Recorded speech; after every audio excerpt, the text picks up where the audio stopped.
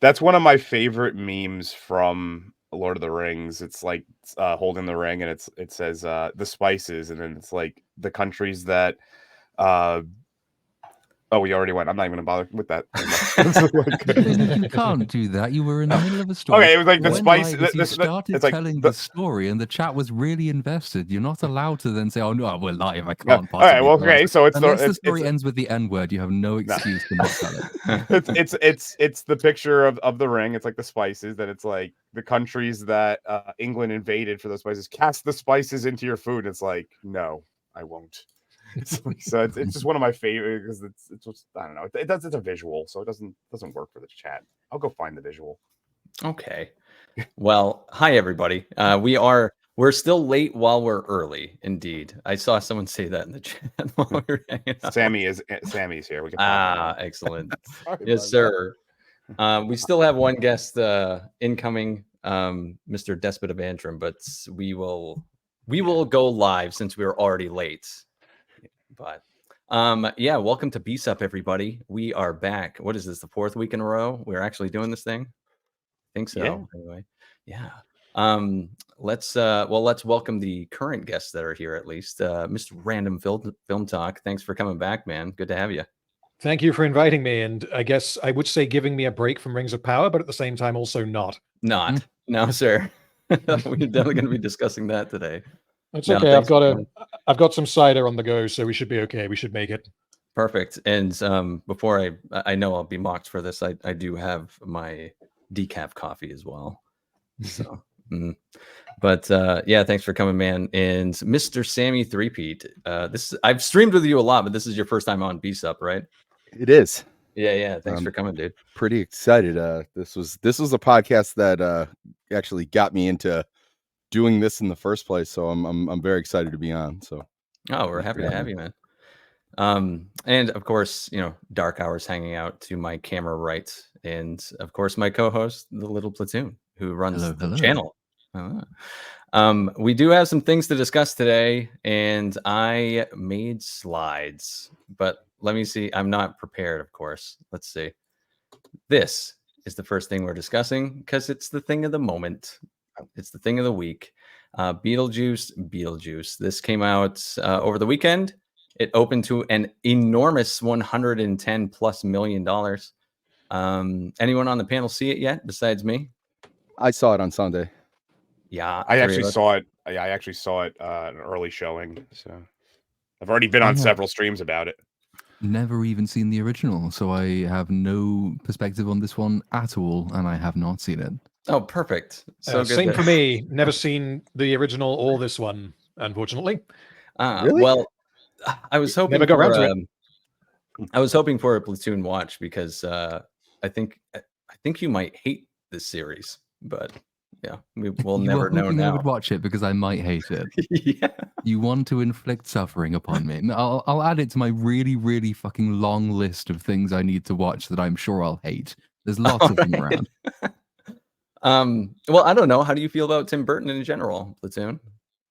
You're gonna have to probably give me some other things he's done because I'm not he did all that familiar. I like Sleepy Hollow. That was okay. Yeah. He did Sleepy Hollow. I enjoy that one too. He did Big Fish. Did you see Big Fish? That sounds familiar, but I couldn't. The '89 Batman. I'm sure I have seen it, but I remember very little of it. My God, he did Batman Returns. No. I'm sure that I've had them on TV, but I've never actually watched them. Edward Scissorhands. Yeah, I remember. I think I've seen that. These things just leave no impression on me whatsoever as a kid, and I never go back and rewatch them. So it's like Nightmare Before Christmas. Again, I'm sure I've seen it, but I feel like you would know if you've seen Edward Scissorhands. Yeah. There's very few films that have a man walking around with scissors for hands. It's not really a very large. It's not I know I have seen that one, but I saw it as a kid, and it left absolutely no impression on me. So that's how I feel about Tim Burton too. So I wanted you to watch it because I knew you wouldn't like it very much, and then we could be in agreement on it. Because the original one is pretty beloved, but I actually went back and watched it, and I found it to be not that great of a movie. It's really not that great. It's pretty shallow, but it has incredible nostalgic moments that I remember from my youth, and that's pretty much how I feel like most people remember it. But let's go through and see. Mr. Sammy 3P, you did see it. What did you think of this movie? It's kind of like great ingredients, terrible chef. They had all the right pieces. It's just they tried to do too much. Michael Keaton was great upon his return. You know, he wasn't as bombastic as he was in the first Beetlejuice, but I mean that was 36 years ago. I mean he was still hitting his marks. Winona Ryder was fine. Jenna Ortega was fine. I like the stuff in the afterlife. You know, that's when you see like Burton's kind of he takes a lot of he pays a lot of homage to like German expressionism, you know, like movies like Dr. Caligari and stuff like that.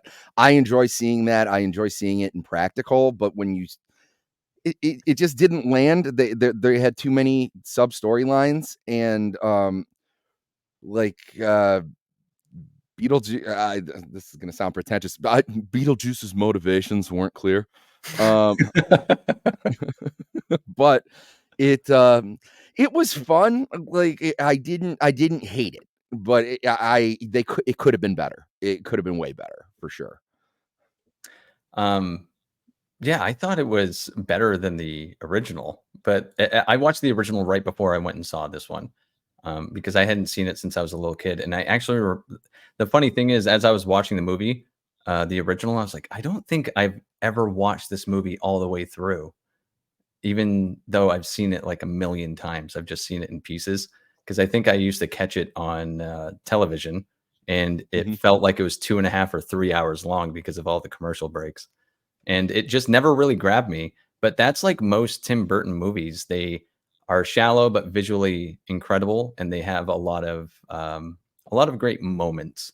So like the original one, you know, it had the Daylight Come song, a lot of the visual cues.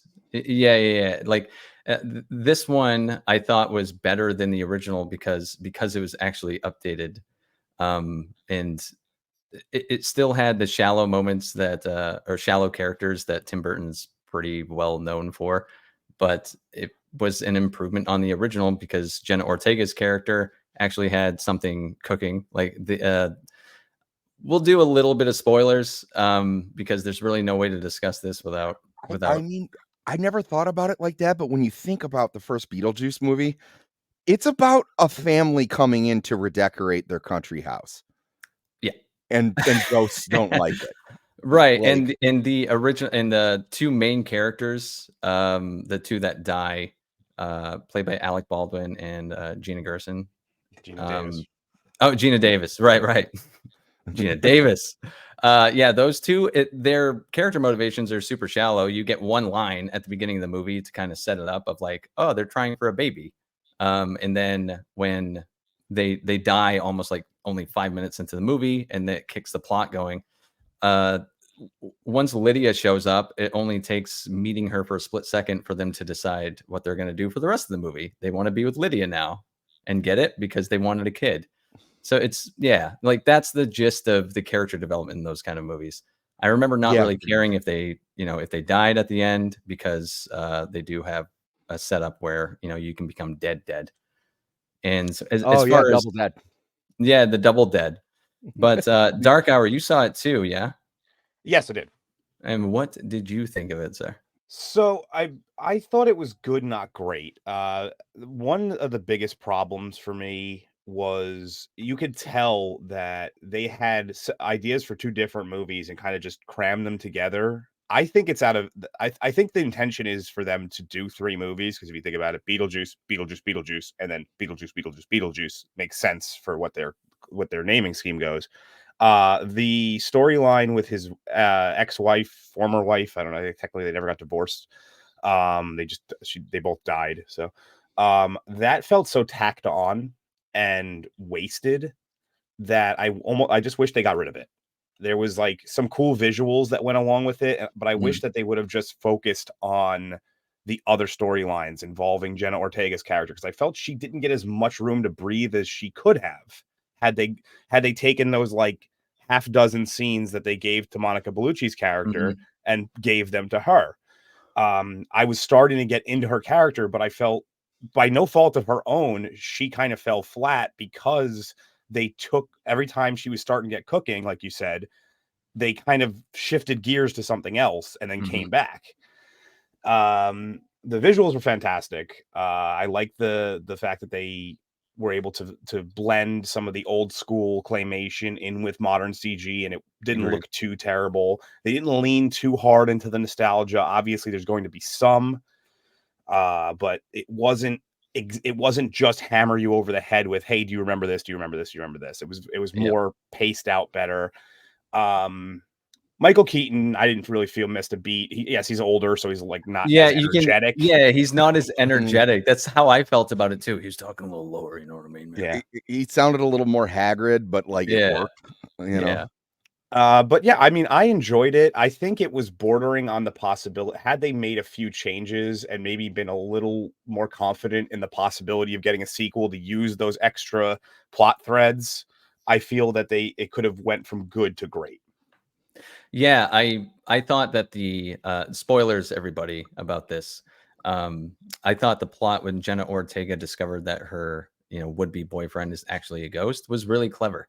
I remember actually being frustrated because he finds the book for the recently deceased, and I was like, oh, of course he has the book, and of course she runs into him, but it was set up so that he's a ghost, so of course he would have that. I thought that would be a wise enough plot thread to follow for the entirety of the film. We really did not need that extra subplot of Monica Bellucci's character. Even though it would have been a better film without her. Absolutely. Which is something I've never said. I've never said give me less Monica Bellucci. I know. I know. that woman is absolutely ageless. Yeah, she's gorgeous. She didn't even get her start in like American cinema until fairly late by actor standards, because she did a lot of Italian cinema, and she still pretty much looks exactly the same as when she was doing the Italian movies. So I just don't know. She's drinking out of the fountain of youth. God damn.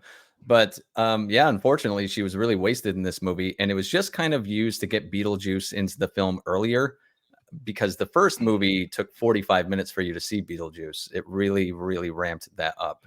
They talked about him and how much of a terror he was before he was introduced. Here, it's the sequel. Everyone's waiting. They want to see Beetlejuice.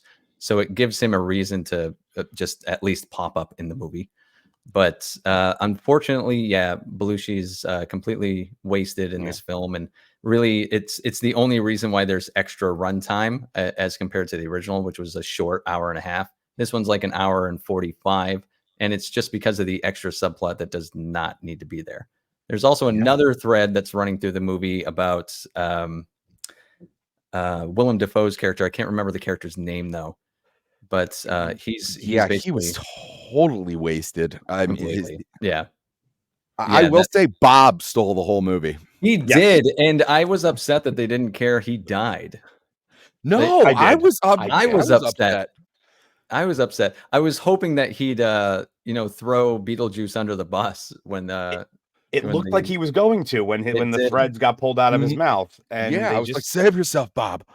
Yeah, Bob, like he's throwing you under the bus. Throw him under the bus. You know what? I will say this, by the way, one of the most annoying things whenever I go to one of these pre-screenings, because since I live in the New York metropolitan area, I get them a lot. Not knowing if there's a post-credit scene because it's the very first showing anybody is seeing annoys the crap out of me.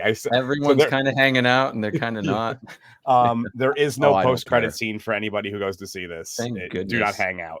I don't care. You can usually catch stuff like that on Twitter the next day, or it was like, and really, what are they going to do? Set up for Beetlejuice?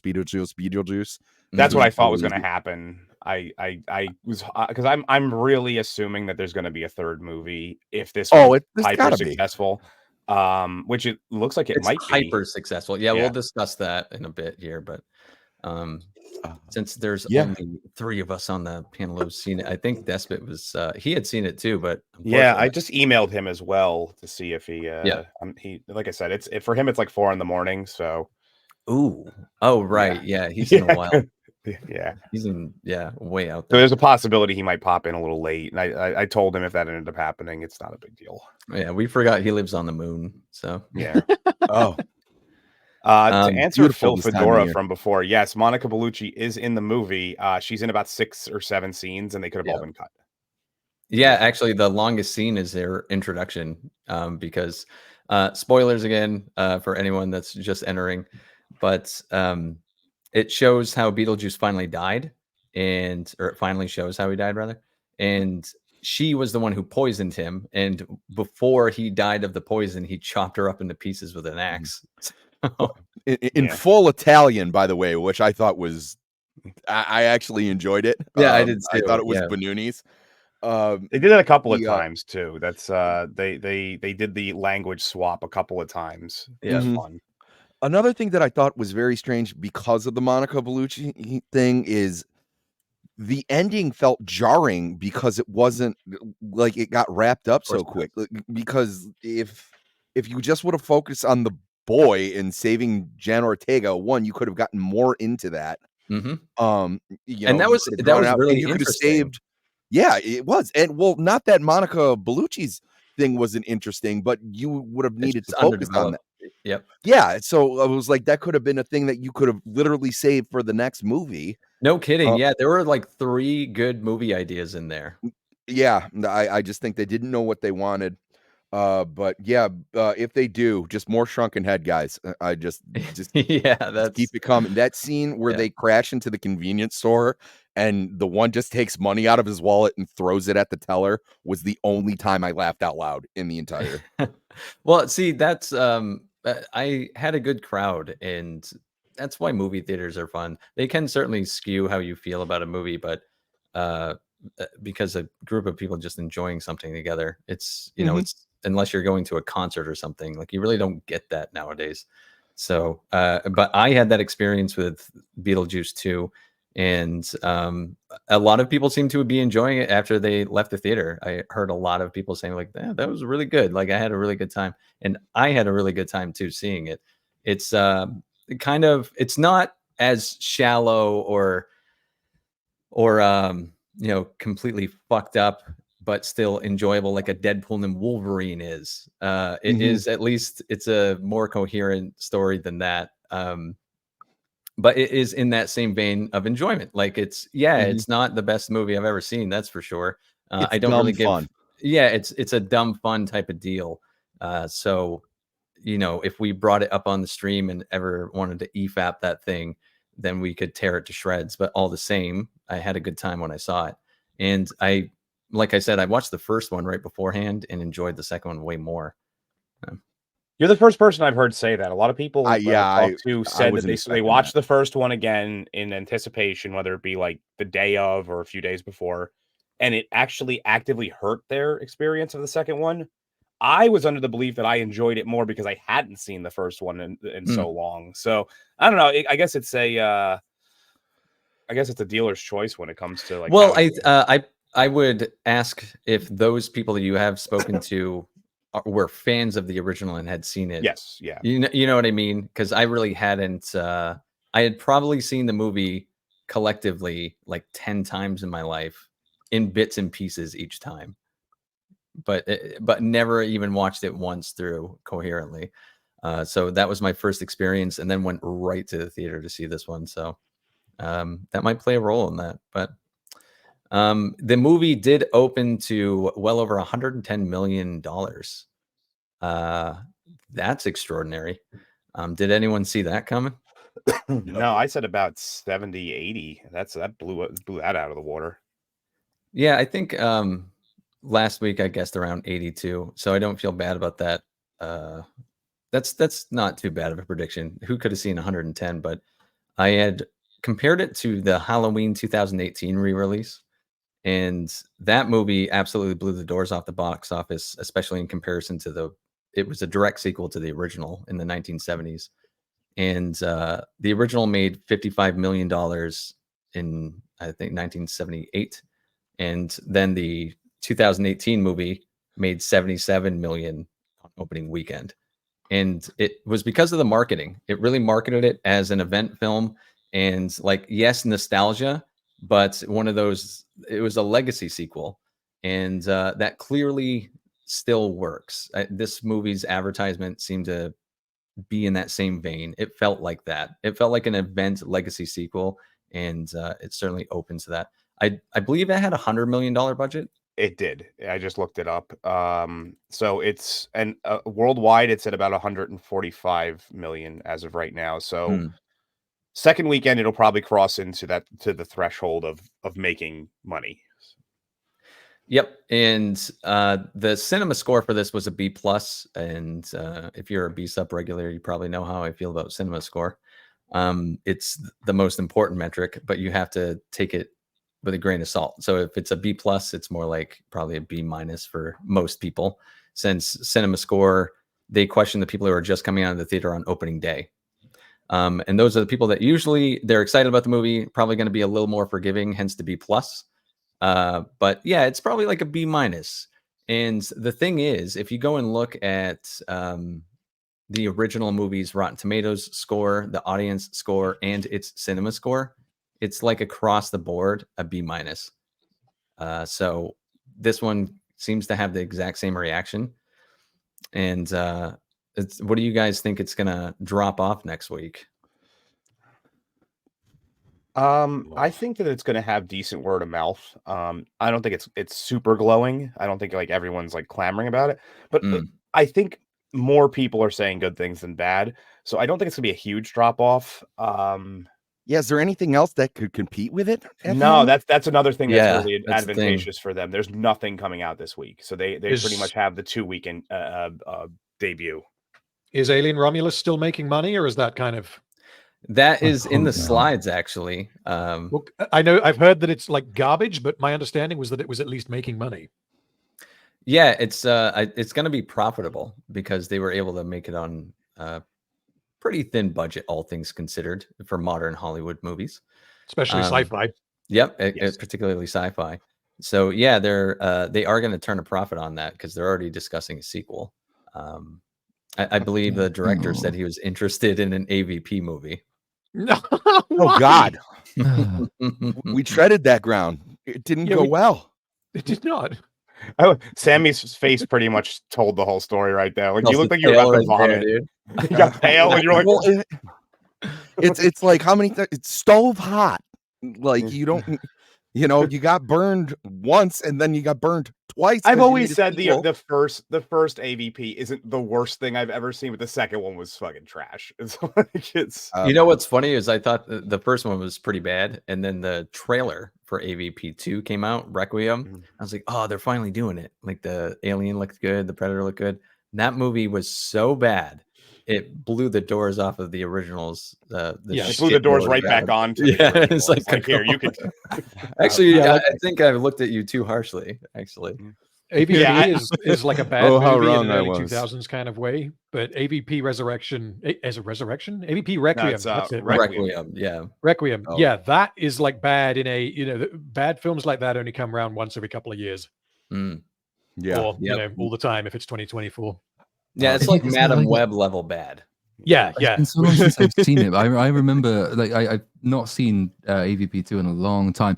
I'm pretty sure Romulus pissed me off more than Requiem did, and by a considerable margin. Maybe it's because lots of people were telling me that like Romulus was actually good when it's plainly not. But like, I think I would rather rewatch AVP 2 just to remind myself how comically awful it is than have to sit through fucking Romulus again. So AVP 2 is bad in a sense that it is an incredibly poorly made movie, whereas from my understanding of Romulus is that it's garbage, and it is going to be very infuriating because it references and ties itself in repeatedly with a whole bunch of other things. Whereas AVP fucking AVPR, you can just ignore it and put it in a little box and just forget that it exists. And no one is saying that it's good. I don't know anyone who likes it. Oh, yeah, that's the thing I forgot to mention this about Beetlejuice. I mentioned it last night. The thing that I had to suspend my disbelief on the most is that Winona Ryder kept the same haircut for 36 years. Well, right, but didn't someone say, maybe it was headcanon, someone said on the stream last night that she was just doing it for her shtick because her character is, she's monetized her she's trauma. monetized her abilities, her trauma basically. Yeah. This was one thing that I mentioned on his stream. I'd want to know how the hell she predicted, and this is Winona Ryder, the person, not the character, predicted what her voice was going to sound like when she got older back in Edward Scissorhands. Because it is bang on. Like the voice that she does when she's like the old woman is slowly what her voice is becoming as she gets older.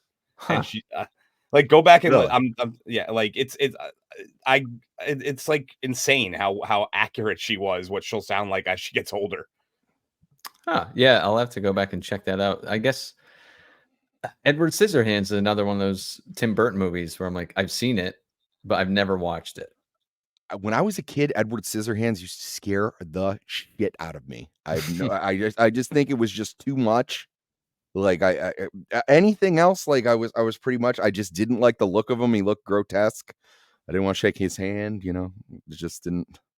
I just didn't like him. I didn't like his design at all.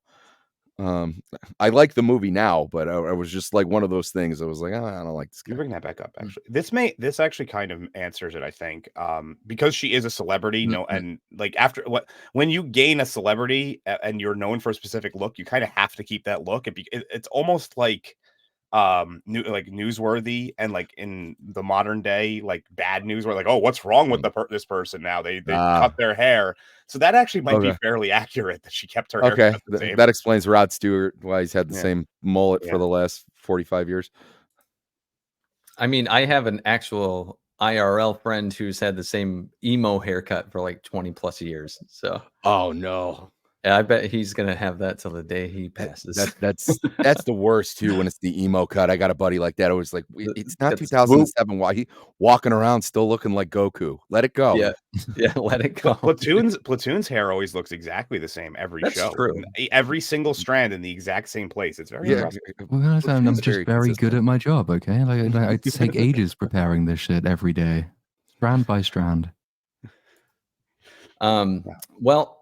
Yeah, we normally spend like an hour on the primary subject, but there's not too much depth in Beetlejuice, honestly. Yeah. It is just one of those movies. It's, if you want to see it, and it looks like a lot of people already did. So as far as the drop next week, I'm predicting like a high 60s, but not hitting the 70. And then it'll level out after that because it's cruising towards Halloween. And the smartest moves for these, like the Halloweens and stuff, is to not open at very close to Halloween. Because if you open in September, it's already kind of like of the season, because fall starts at the end of the month and people want to get into the spooky season. And this should leg out through October, I would imagine. It's going to have a sharp decline at first because that B+ cinema score indicates that it's not going to have super strong word of mouth, but not awful either. But oh no! Wait, I'm confirming it. Yeah, I'm just checking. Hopefully not. Oh, no, hold on. I'm gonna have to trump this. Oh, you're telling me this for the first time. It was a really great man. Is that actually true? Yes. News article from Deadline. He's died. Yes. Shit. Who died? James Earl Jones. No. Random, you need to be a reporter in the future. You'd be like, yes, we're getting news. He's dead. James Earl Jones, ladies and gentlemen, he's dead. Yeah. Didn't they just hire him to do announcing for the NFL, or for like the intros and stuff? Fuck. Probably, but now that nowadays you could just signing on for something like that. It could be just to recreate your voice digitally. Yeah, he might be making more money than the rest of us for the rest of his death.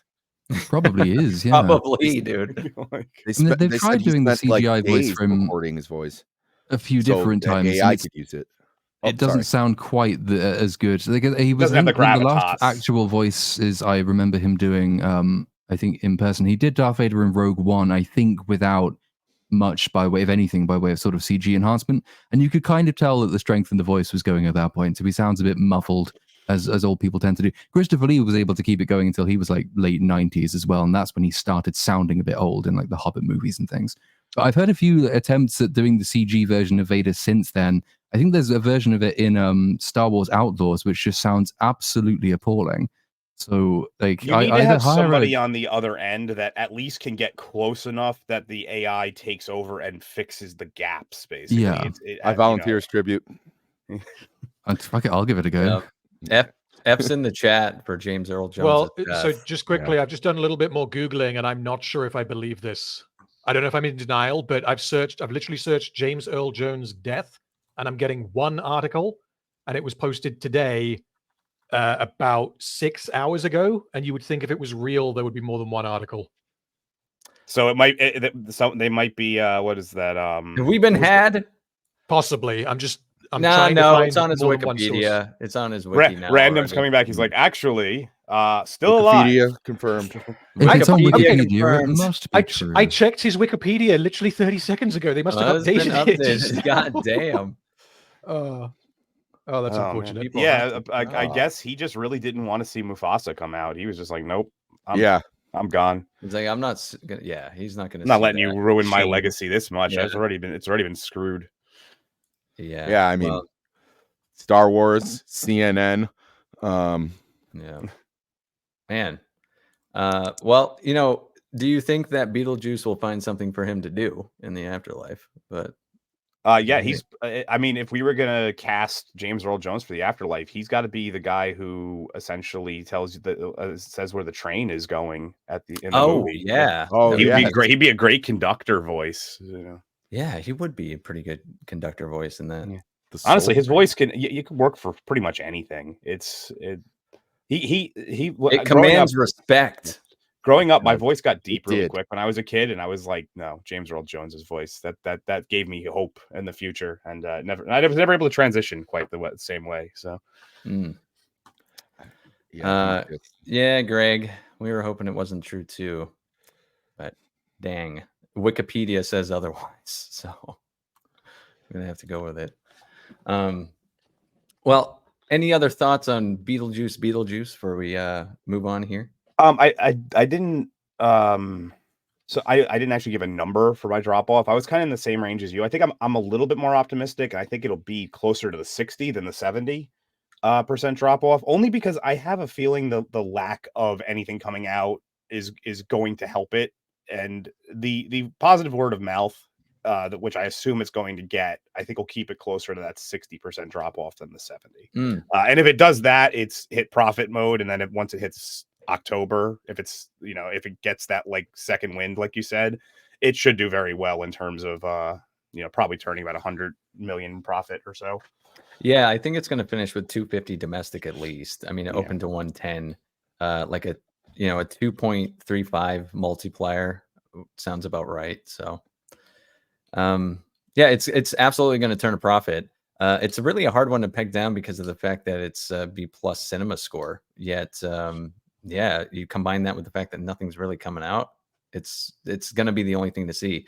It's Deadpool and Wolverine sounds like a B cinema score too, as far as I'm concerned. That wasn't really like an A movie, but it's one of those things where you watch it, it's probably a B, but or like in my reality, it's like a 6 out of 10. But it still was a lot of fun. It was still a lot of fun. Yeah, it'll be like Spider-Man No Way Home, where I enjoyed it very much in theaters, and then when I saw it again at home, I would, and you don't have the crowd.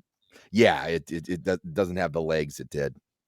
I will say this, of the legacy sequels that have been coming, because this year has been a lot of legacy sequels, and this is one of the few that actually has had at least, even if it's mixed, that's actually better than most of them come out and it's like, that's trash, So having a decent, word of mouth, not only from regular people, but there's several, people in our realm, the YouTube sphere, that are saying good things, which is not common for legacy sequels nowadays. So that's a good sign. Yeah, legacy sequels, man, they're just never gonna stop with this shit. Yeah. But what was I saw somebody complaining about something to this is how very far removed I am from this movie. There was something to do with some person in it maybe being a sex pest. Is that a thing? Oh, Jeffrey Jones. yes. I love how they handled that. Yeah, that was actually really clever how they handled that. Because when it's a legacy sequel and a character absolutely should be in this movie, but they don't, and they just kind of like they give you some sort of thing to make it go away, and it never settles quite right. He was gonna be that type of deal because he's he's a PDF document. You know what I mean? So they couldn't have him in the movie. So what they did was they killed him off, but they showed it. They showed how it happened, and they did the claymation thing that the original movie had. So like he was in the movie, so it showed that Tim His Burton's likeness, yeah.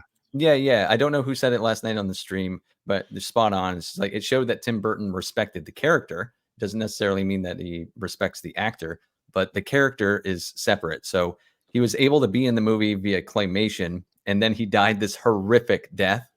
And then when you do see him later, you see him, he's been bitten in half by a shark. So you only see him like up to here. Yeah, he's literally like he's a letter U. That's the best way I can put it. And every time he talks, it shoots blood through his esophagus. Which is is they didn't try to CGI in a young Alec Baldwin and Gina Davis, because that would have been awful. One of the best jokes to me was, so he got bitten by a shark. They tell you that right in the beginning. It's not really a spoiler. And one of the funniest things is the running small gags about him being bitten by a shark. His headstone is a shark's fin, which I found hilarious. When he's sitting in the waiting room waiting for his number to get called, he's right next to a surfer who's been also cut in half, like bit in half, but it's the top half of his body, and they both do like the shaka symbol to each other. So there was a lot of like fun little ways they got around that. Oh, we didn't mention Catherine O'Hara was great in this movie. Yeah, she wasn't she? That is a shame we didn't mention that, because she is she is a lot of fun. She was great in the first film too, honestly. She was the bright spot. She was my favorite besides, Keaton as Beetlejuice himself in the original. She's got that like old woman wisdom. Like there's even one part that she acknowledged. She's like, yeah, I sucked. You kind of sucked too. You were an angsty teenager. Like, yeah, she was getting because part of the plot is Jenna Ortega's character is the daughter of Lydia, and she hates her mom. She's an angsty teen. I mean, there are good reasons for it, but Lydia's mom is incredibly satisfied with what's happening, because she's like, "See, it sucks, doesn't it, when your daughter hates you?" Yeah, I didn't like Jenna Ortega's motivation for hating her mom, by the way. To answer the question right here, what happened to the Maitlands is it's just one line. They just go, they found a loophole to go on to the beyond the afterlife or something like that. They just got rid of them real quick. Yep, one line of dialogue. Just like I was saying that I hate it when they do that to characters that definitely should be in the movie, or at least have a really good explanation about why they're not. There isn't one. They just found a loophole, so they're not in the movie. I will say this about Catherine O'Hara, by the way. She's having one of the strangest late career resurgences I've ever seen. Because not only is like she did this, but when she did Schitt's Creek, she was like the runaway star with that show. Yeah. She's having this because it's fairly uncommon to see when an older actress kind of falls off to have a return, and it's good to see, because I always felt she was kind of underrated in her previous films when I was growing up. So. Oh man, I loved her in Home Alone when I was a kid. My god, she's fantastic in it. I watched Home Alone again. I was gonna say recently, but no, like last Christmas, and I hadn't seen it in years, and like I really found myself, as an adult now. As a kid, I would always identify with Macaulay Culkin, but like with her, it was kind of because you go like, how do you do this? How do you fucking forget your kid? Yeah, exactly. Step on a plane. I'm going like, oh yeah, that would totally like slip my mind. You got like 12 kids running around this inexplicably, like huge house, and what the fuck were they doing for a job? That's a big internet thing. Everyone wants to know what Mr. McAllister's job is. God, supposedly one of them was a fashion designer of some kind, and that explains all of the mannequins and stuff around their house, which no normal person would ever have. That they have just like 10 or 15 mannequins in their attic. This guy can just afford to take like conservatively 30 people on a trip to Paris, like it's no big deal. And My you know, most recent so- watch through of Home Alone, which I usually do, it's a yearly thing. I guess I finally hit the age where, because when I was growing up, obviously it was, you know, I think kind of like what Sammy was saying. You just looked at her like she's an annoying mom. Now I'm like, yeah, hey, I'm about the same age as she was when the movie was made, so I'm like, actually, she's got it going on. I'm kind of digging some Catherine O'Hara right about now, and mhm. it's like I was like, man, Yeah. damn, I've completely moved on to a different point in my life. No, and like the like the acting when she's hugging him at the end and everything, and I was just going like, oh, I'm watching this movie in a completely different way, and I enjoy that, and I think that's a sign of a good movie is like when it can age with you, and you know now you're looking at it at different people's perspectives, but yeah, you know. Before we move on to from Beetlejuice, we really didn't talk too much about Michael Keaton. We just said, you know, I mean, he's pretty good, but is there anything else to say? Like the guy's just fucking awesome at what he does. Mhm. And Yeah. he delivers exactly what you want, exactly what you expect. He you know, he's much older now, but he does knock it out of the park. It was way better than what I was expecting. Yeah.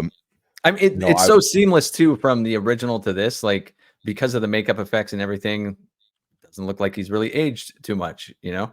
Like, you know, No. the only thing is with the voice because he's just a little lower. Yeah, I'm just gonna He's a bite little on lower, a yeah. little bit and mumble. The Well, yeah, original he doesn't- movie. Hey, did anyone think in the original movie how it was weird that he's like trying to marry a teenager? That's like, I'm sorry, what? yeah, Well, Yeah. Lydia's a teenager in the first movie. Yeah, in the yeah. original movie. She's like 16 or 15 or something like that. I don't remember the exact To be age. fair, he never moved on. And he Yeah. never moved on either. Yeah. Yeah. In this one, he's you know, Technically, he is ageless. He is dead. It does not really. well, that was the thing. I was Yeah. like, because when he died, it was mentioned he died when in like the 1500s. 1300s, I think. Yeah, Yeah, it was like the 14 or 1500s. He was That a would have been brave fine. robber. yeah. Back then, that would have been totally normal for him. She would have been a little old for him, actually. So it's I'm like a glad they Twilight kind didn't- of scenario, I guess. Yes, Yeah. yes, Okay. exactly. I'm glad they really didn't. Oh no, it would have been the 1300s because they actually didn't they say he was he lived in the Black Plague era, so it would have been the 1300s. Oh yeah. Yeah, I'm glad. Not that I don't think that's fucking weird, but what I did appreciate is like in the original movie, he was always hitting on Gina Davis. He was always being super Yeah. inappropriate, and they didn't change that for this movie, even though it's 2024. There's like, no, fuck that. I think they even had a line where the asshole boyfriend or fiance, he said something like that she needs some non-feminine masculine energy. And I thought that was a pretty funny line. I did like his the loss of his grandfather, you know, with his inner child thing. That made me groan out loud, but I knew it was intentional. But I thought that was pretty funny too. Yeah, well, I recently lost my grandfather 40 years ago, but my inner child is still upset about it or something like that. Yeah, it was like, all right. But yeah, let's transition over to the next subject. But first, I do believe we have some super chats to get to. Yeah, just a couple of Platoon, you want to read one? Far away, yes. TGV Monster for $1.99. Hi everyone. There, that way, miss no one. There, miss no one. It's supposed to be like it's supposed to read like there. That way, I missed no one. Yes, because last week I realized wasn't that. included, if I recall correctly. How dare you leave Dark Hour Problem out? solved. Peter Pidrak for $4.99. 4 weeks. 4 weeks. 4 weeks. I don't even know what to do with catching you guys live. I don't even know what to do with catching you guys live. Yeah, 4 weeks strong. God damn it. And thank you very much for the $4.99, sir. The Bank of Postman. Ah, yes. Hostman's Lounge for $1.99. Yeah. R.I.P. James Earl Jones. Yes. Tragedy. Damn. Platoon, read that one. Again, my char for $5 Canadian. What is everybody's favorite James Earl Jones role? Mine is Thulsa Doom in Conan. Thanks for the great performances, Mr. Jones.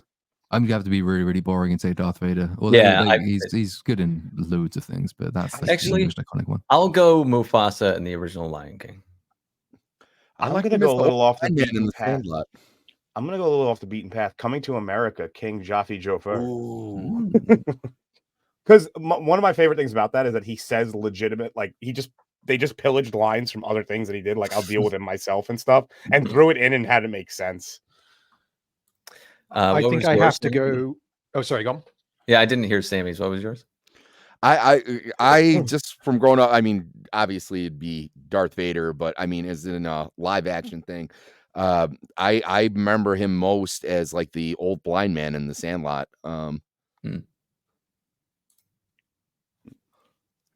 This one just says heart emoji, so I don't know if that's actually him spelling out heart emoji or if there was an actual heart emoji that I can't see on this end. But Random, what was yours? I didn't catch yours either. Sorry, I was gonna say. I mean, again, it's honestly for me, it's between Darth Vader and Mufasa, which is kind of boring, but I mean, I don't care. So I'm gonna go with Mufasa in the original Lion King. I don't let my avatar deceive you. I do think probably that the Lion King is the best animated film of all time. If we're talking, at least if we're talking traditional Disney animation, if we start adding in Pixar, things get a little bit more complicated. And Mufasa in that movie he's just brilliant. Agreed. Yeah. So you're really excited to see what they're going to do with him in Mufasa, a Lion King story. That's why he passed. So thank you for reminding me. Just quickly, sorry, who's voicing him in that? Is it robot him or is it someone else? Well, it's him as a kid, so I would assume that it doesn't sound as deep. And they gave him very funny if it was though. James Earl Jones playing a tiny version of Mufasa. I am 4 years old. Yeah, this is my brother Scar. Tai Fung he's a member for 18 months, so we're gonna read his fucking chat. Read the topic of verifying the James Earl Jones news.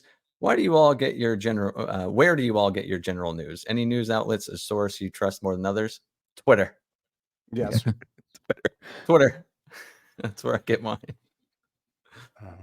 Twitter and random DMs of like, oh, did you hear this? And it's a it's a post on Twitter that they send me.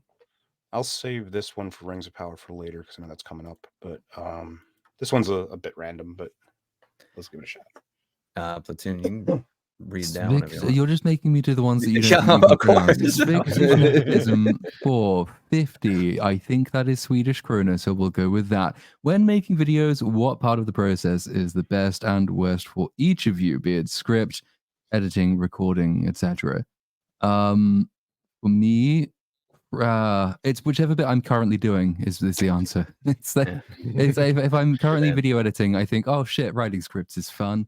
And then I do a script and I think, oh fuck, I can't wait to edit this. And then if it's audio editing, it's the same thing. Probably in terms of the amount of time it takes to get something turned around, video editing is by far the most intensive process. I can write the Rings of Power script I'm on at the moment is probably going to hit almost 100,000 words by the end of tomorrow. That's over 3 weeks. But to edit that would take probably 3 months. So I've got help for this one. But 100,000 words. I would say scripting is probably the hardest for me, just because I don't know. I stress too much about every little phrase, even though it doesn't say. It seemed like I do, because I use poop jokes. I'm like the fucking Shakespeare of caca. But all the same, that's the most intensive for me because that's the foundation of the video. So it's unbelievably important. And so that's the part that I stress the most about. The stuff I have the most fun doing, I don't even really do because I have, Bagface edit my videos. But I love editing. There's nothing more satisfying than seeing it come together when it's all, when it's all done. And, putting in timing of the jokes and timing of clips and that type of thing to make it as funny as it possibly can, and as entertaining as it possibly can. That's definitely the most satisfying. Yeah. My favorite aspect by far is the voice stuff. I mean, I've sent Cynic as recently as today some of my raw audio, and if you listen to me, like you could tell I'm having a good time when I'm doing my audio. I would say probably I agree. The actual video editing is the most time consuming, the most I would say that's very stressful too, because sometimes you just can't find clips you want to use, or you're certain depending on who the production house is, it's like how much of it can I actually use before I get hit with a copyright. So that's probably the most stressful part. Sammy. I think honestly, just because I'm more of a evergreen content guy, I did make a video on the Crow that I was just so offended when I left. I had to say something. But normally, it's just finding something that I want to speak to at the length of a video. It's I don't really cover a show weekly or anything like that. Usually I'm just co-host on my buddy's panel. So when I see something, I really got to be like inspired and then go on to a deep dive with it. But I find like the script, after I do have something, it comes pretty natural. And I mean, the editing and all that other stuff, I enjoy doing that. I'm a musician, so like I like to screw around with different things and see what little tricks I can get away with. But so it's actually finding the inspiration to make something is my my hardest part. Brandon, what about you? I would say probably the most enjoyable bit would be the recording of the voiceover, which I would not have said a year ago because I've sort of started to, I guess, be a little bit more confident in actually structuring the video in such a way where I can have jokes that I know are gonna pay off when I come to actually edit the video, rather than it just being a script, for example. The video editing process, though, I don't hate it because kind of once you're in the swing of things, you can just, the video has an end, whereas when you're writing the script, it doesn't really. It's as long as it ends up being. Right. Whereas if you load up, if you record your voiceover and you have a video that's 2 hours long, then okay, strap in. You're editing 2 hours of video. Go. Which it does lead to you pulling kind of silly hours because it's like just I'll edit 5 more minutes. I'll edit 5 more minutes. Oh yeah. And it can get it can get a little bit draining, but then at the same time, I have started to enjoy throwing in different memes and finding different clips to reference different jokes and all of that. So that it's the reason why I edit my videos myself, even though I maybe shouldn't, but it's long. Like I don't know if I'm quick or slow, but it takes me about 12 hours to edit an hour-long video. Oh my God. It'll take me an hour to edit 1 minute of video. Okay. Yeah. So you're good. Yeah, Sounds that's like pretty fast. solid. That's pretty Yeah. solid numbers, actually. Yeah, very much so. I think my average is about 6 hours per 20 minutes of footage, but it can be faster than that if I'm tanking it. And if I'm being really slow or if I'm really bored and I've been doing it too long, it can get slower, but that's probably the average. Yeah, That's that was a something really good that's worth question, mentioning. too. Yeah, that's something that's worth mentioning is that you can easily get burned out on the video recording process or video editing process. And if you like, Oh yeah, I'm gonna just do 15 hours, you're not gonna be as efficient in the 15th hour than you were in the first. So go to bed and start again in the morning. Yep. You end up kind of looping things too because it's so like you just get. I remember the first video that I ever did, and I eventually was just taking spots from the earlier in the video and just throwing it because I was just getting frustrated. I was just like, this will do. Yeah, that was a really good question, by the way. Just as a YouTube nerd, I like hearing everyone's favorite things and least favorites. But Center Negative for $9.99. Thank you. Thank you, James, for dooming us to drown in lakes of blood with unparalleled baritone. The baritone is the best vocal range. Yes, it is. It's badass. It commands authority. Yeah, but it's not scary like a pure bass. Like a pure bass voice is just like, it's like very off-putting. Like, oh my God. The Heathen Monk for $2. Is that Thusaladoom? Tusaladoom? Tusaladoom was a legend. Rest in peace, James Earl Jones. Let's see. I'm just gonna do them all. I'm just want to do them in like a logical order here. Yeah, that's cool. This one's kind of like standalone, so we'll just do this one. I can read this one, Platoon, but would you like to read that one? I can. Garth9 for $4.99. Is there a Michael Jackson movie coming out? I know you cats are younger, but I'm interested. I have no idea. Is there? I don't know either. I could check real quick. I think there might be, and I think there's. I heard something about it. Yeah, and I think someone related to him is playing him. Yeah, it's just called Michael. Isn't there a movie I wish it was or called a docu-series called Escaping Neverland? Yeah. And his nephew Jafar Jackson. I'm guessing that's how it's pronounced. Jaafar Jackson is playing him. So, yeah, okay. It's due to come out next year, remembered. April of next year. They should have named it Teehee. Teehee. I love that. And then you just release like the like TV spot trailer, and it's just you just hear that noise, and then the logo appears. That's not, and it's just like a white glove. Yeah, the bedazzled white glove. That one Ginger Draven for $4.99. I have an idea for a game to play. Is it a Rings of Power line or a Jaden Smith tweet? Oh fuck, that's gonna be a really challenging game. I mean, maybe I could put something together like that for next week. The problem is, I feel like it would work better with people who are like peripherally aware of both, because like, I know Rings of Power pretty well. Not a lot of crossover there. I don't know Jaden Smith at all, so if I recognize it, it's Rings of Power. Speaking of Rings of Power, might as well two more. No, yeah, might as well do it now. LCP LA and Atlanime guy for $5. Thank you, sir. Greetings. I believe this is for you, Platoon, but I'll read it for you. Greetings. I like your videos, and I hope I have absorbed even a 10th of your knowledge from when I start doing my own things. Have a good day, sir. Have a nice day, good sir. I like that. You saw the word knowledge, and you thought that must be for Platoon. Like, there's only one person on the panel that could possibly be referring to. It's you. And this one's probably very nice.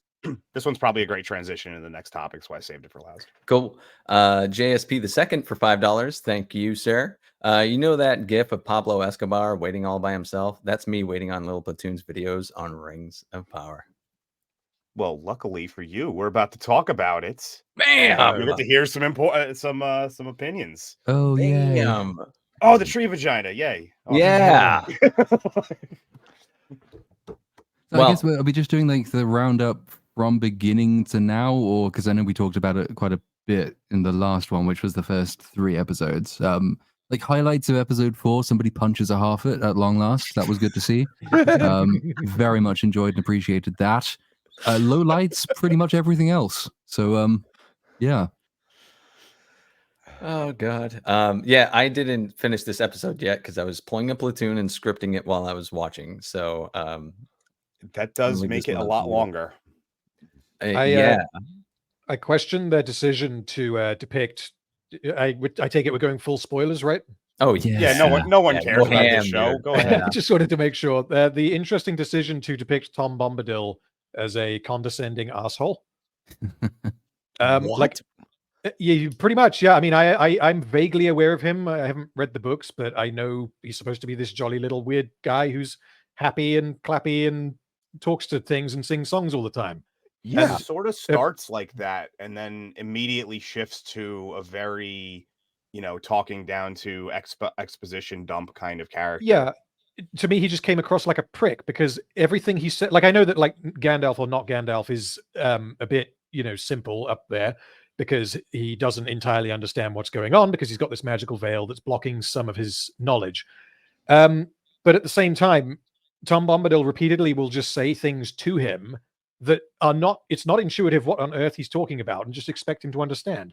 And then not Gandalf will reply and be like, well, how does that work? And then he'll just be like, work? What do you mean work? Like, it's as if he treats everything as obvious. God, the characters in this show talking like that is infuriating. Like the one person will say a line and then the other person will basically just say it right back to them. Like, who was this man you were with? He is not who you thought he was. He was not who I thought he was. Of his entire character. Like, the main problem with that and the reason he's going to be insufferable is that he has a point and a purpose in this show, and he's not supposed to have a point or a purpose really. So if you look back and you read the sections with Tom Bombadil in Fellowship of the Ring, the thing about Bombadil that makes him so bizarre is that he's not strictly speaking a part of anything. In fact, that's kind of the point of his character, is he's not a part of any grander thing. He doesn't have any particular wants or aspirations. He doesn't give a shit about the ring. Is the reason that they couldn't give him the ring, is that he would probably just put it down somewhere and forget it exists. He's supposed to be like the uncaring spirit of the forest, And it sort of makes him charming and you can tolerate his presence because he speaks in these bizarre ways because he is without time and he has no timely concerns. But Rings of Power has given him a very, very seemingly at least prominent role in providing specific instruction to Steve McGandalf. He's going to be teaching him important things. And so he has to actually get to the point. But he doesn't do that because they've borrowed his phraseology from the version of the character that doesn't have a point. So he's going to get really, really fucking annoying whenever Steve asks him an important question and he actually wants to answer the question, but he has to speak in this stupidly circuitous way. I'm going to want to punch him by the end. In fact, I already kind of do. I feel like he's really miscast because I again don't really know what the character should be like. I only have knowledge from like listening to people like you, Platoon. But you look at this actor and he doesn't look right. He doesn't speak right. He doesn't sound bubbly. He doesn't come across like a, I guess, lack of a better word, colorful. I'm just thinking of, like Johnny Depp in Pirates of the Caribbean, something like that, where he has a little bit of a quirk and he's kind of feels a little bit odd, but that's the point. It's none of that. He's just a guy who's a bit of a prick. Like I said, he kind of starts out like that in the very, very first scene he's in, and then they abandon it immediately. It goes away very fast, which happens a lot with almost every character in this show, where they'll change from scene to scene, motivation, style of how they're approaching it. It happens way too often. Well, that's the other thing as well, is that his speech pattern is not that far removed from the speech patterns of pretty much every other character in the show. Because they all speak in this pointlessly metaphorical, or like they have a simile addiction. That they can't express a point without saying it's like this was something else entirely. To the point where even Gil-galad, who's one of the worst offenders, actually criticizes Galadriel for doing exactly that in, I think, episode... Is it when he says, why do you dance so to avoid the truth or something? Yes, which is itself a fucking metaphor. But so even he's getting slightly annoyed at the speech pattern he's really pioneered. But because everybody else speaks like that, Tom Bombadil's just an even worse version of everybody else. There's nothing that really makes him very distinctive, except that he's especially bad at what everybody else tends to do. I think a good example of that as well, the Harfoot plot line in episode 4 in particular is just infuriating because I won't say what it leads to yet. We can get into that in a minute if we want. But basically they get captured by other Harfoots. They're called stores. And the only reason why they end up getting captured is because they say exactly the wrong thing. They say, oh, we're here with a wizard. And they're like, well, the only wizard we know is an evil wizard. But obviously they're not allowed to explain, no, he's not the evil wizard. These are two different things. And he's very obviously not who you would know as the Dark Wizard. But because they're not allowed to communicate like a normal person, they just end up getting captured. And then we cut to the next scene. So we have to be like, well, I guess they were just captured.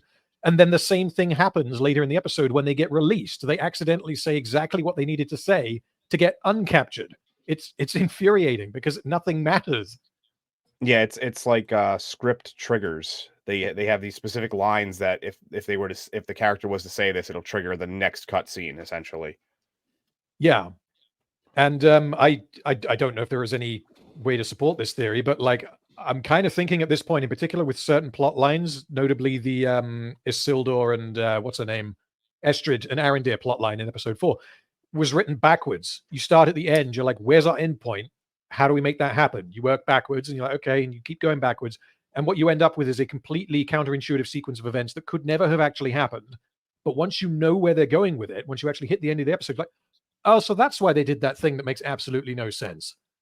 So like, because the whole point of their story is that they end up suspicious, or Isildur becomes increasingly suspicious of Estrid, the woman who he's just bumped into. And it turns out that she isn't actually all that bad because she gradually gets to kind of prove herself to him and demonstrate that she's not a wildman or a person of wild, I guess. But that can't happen unless they go out into the woods on their own. Whereas previously they went out into the woods with a group of like 20 people. So I guess they all just decided to stay home. I don't know. I just like this thing from the chat. It's just imagining Conan the Barbarian showing up in like Rings of Power made me chuckle a little bit on the inside. My contribution to this conversation. Did anyone notice they had a Down syndrome Harfoot? How can you tell? Because the guy had Down syndrome. No, I'm more kind of implying that all of them seem to have it, but okay. Yeah, they're all written like that. So That was I did not notice that. Which one? No, which one was he? I wish I had the short clip. one. I was the no, one it was- with it Down was- syndrome platoon. That was the one that Yeah, had the Down one with the syndrome. barefoot short one. The guy that leads them to the village, the guy they randomly bump into. Who No, leads them to the they're village. literally. There was like the diversity Harfoots. Like they're just all the kids were like sitting together when they first entered the village. And Okay. I was talking to Bagface because we were trying to actually get the video out early. That didn't fucking happen. But I remember like recording it and sending him a clip and just like I wish I could play it, but it's probably get us demonetized. So, but I was just like, why the fuck are they doing this to this poor kid? Because that was part of the diversity cast of the Harfoots was it's like every single group was represented, including Down I would syndrome. not be shocked if that was like a make a wish thing that they just exploited. That no would one's be make a wish is to be in brings brings That's some why I said power. exploited. He probably. I wouldn't be shocked. It's like, I love Lord of the Rings. They're like, well, we're going to use you as a diversity hire in this show. Then, like, I can yeah, imagine he's that lucky that happening. he's with the nice seemingly Harfoots, the Stewards. Because if he was with their words with our Harfoots from season 1, they'd have actually killed him because that's what they do. Right. Someone's That's why I was like, well, they'll have still stolen his wheels, left him behind until he died, sent the harvesters back so they could eat him with some bee honey. That's the kind of shit those evil little fuckers do. But now they're supposed to be all nice and unhappy. Like Poppy, whatever her name is, immediately sees the swarthy one who runs into her and refuses to tell her his name. But then she obviously immediately fancies him because we need that for some reason. And then they all go back with them and they discover that the original Harfoots left from here. So like they turned the song from season 1 into a plot relevant piece of information, which actually references this place. And it turns out like the ancestor of Lenny Henry's character in season 1 left this place looking for a home but never found it. And so whereas in episode 2 you have oh god, what the names? Not the main Harfoot girl, the one that isn't the fat one. Nori, that's the one. Not Frodo.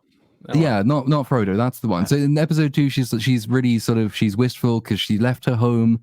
And Steve's like, you know, everyone misses home. And in this episode, it's she cries because she never had a home to miss. So that's great, little nice piece of character consistency there. Also, I take it that I didn't just make this up and that this is what they were going for. The Shire is now a prophesized holy land where Sadoc's ancestor had a dream and was like, I got to go find the Shire. And then he left, and then, like Platoon said, he kind of forgot what he was doing. He didn't go far enough west and thought, hold on, how about we just kind of wander around for a bit? And that's where the Harfoots came from. Which is why the stores, the new hobbits, the new Harfoots in this episode, they think that Nori and Poppy have come back to lead them to the promised land, basically. Did anyone mention he's some sort of grand elf while I was gone? No one said that. No. Didn't catch that line. When did that happen? So as soon as they enter the village and they go talk to the mom, that I cannot tell. I honestly could not tell if it was like a woman or not, but it was the mom. And she said they were describing why they were there, who they were looking for. They were looking for their friend, and they described not Gandalf. And she said, "So he's what? Some sort of grand elf?" Oh fuck! No, I missed that. That's where the yeah, name's I coming missed that from. as well. Yeah. Yep. Oh, that's awful. Previously, I was kind of thinking that they say in episode, I think 2, that he's looking for a gand, which refers to a stick. And I have never heard a stick be referred to as a gand before, but apparently that's the thing.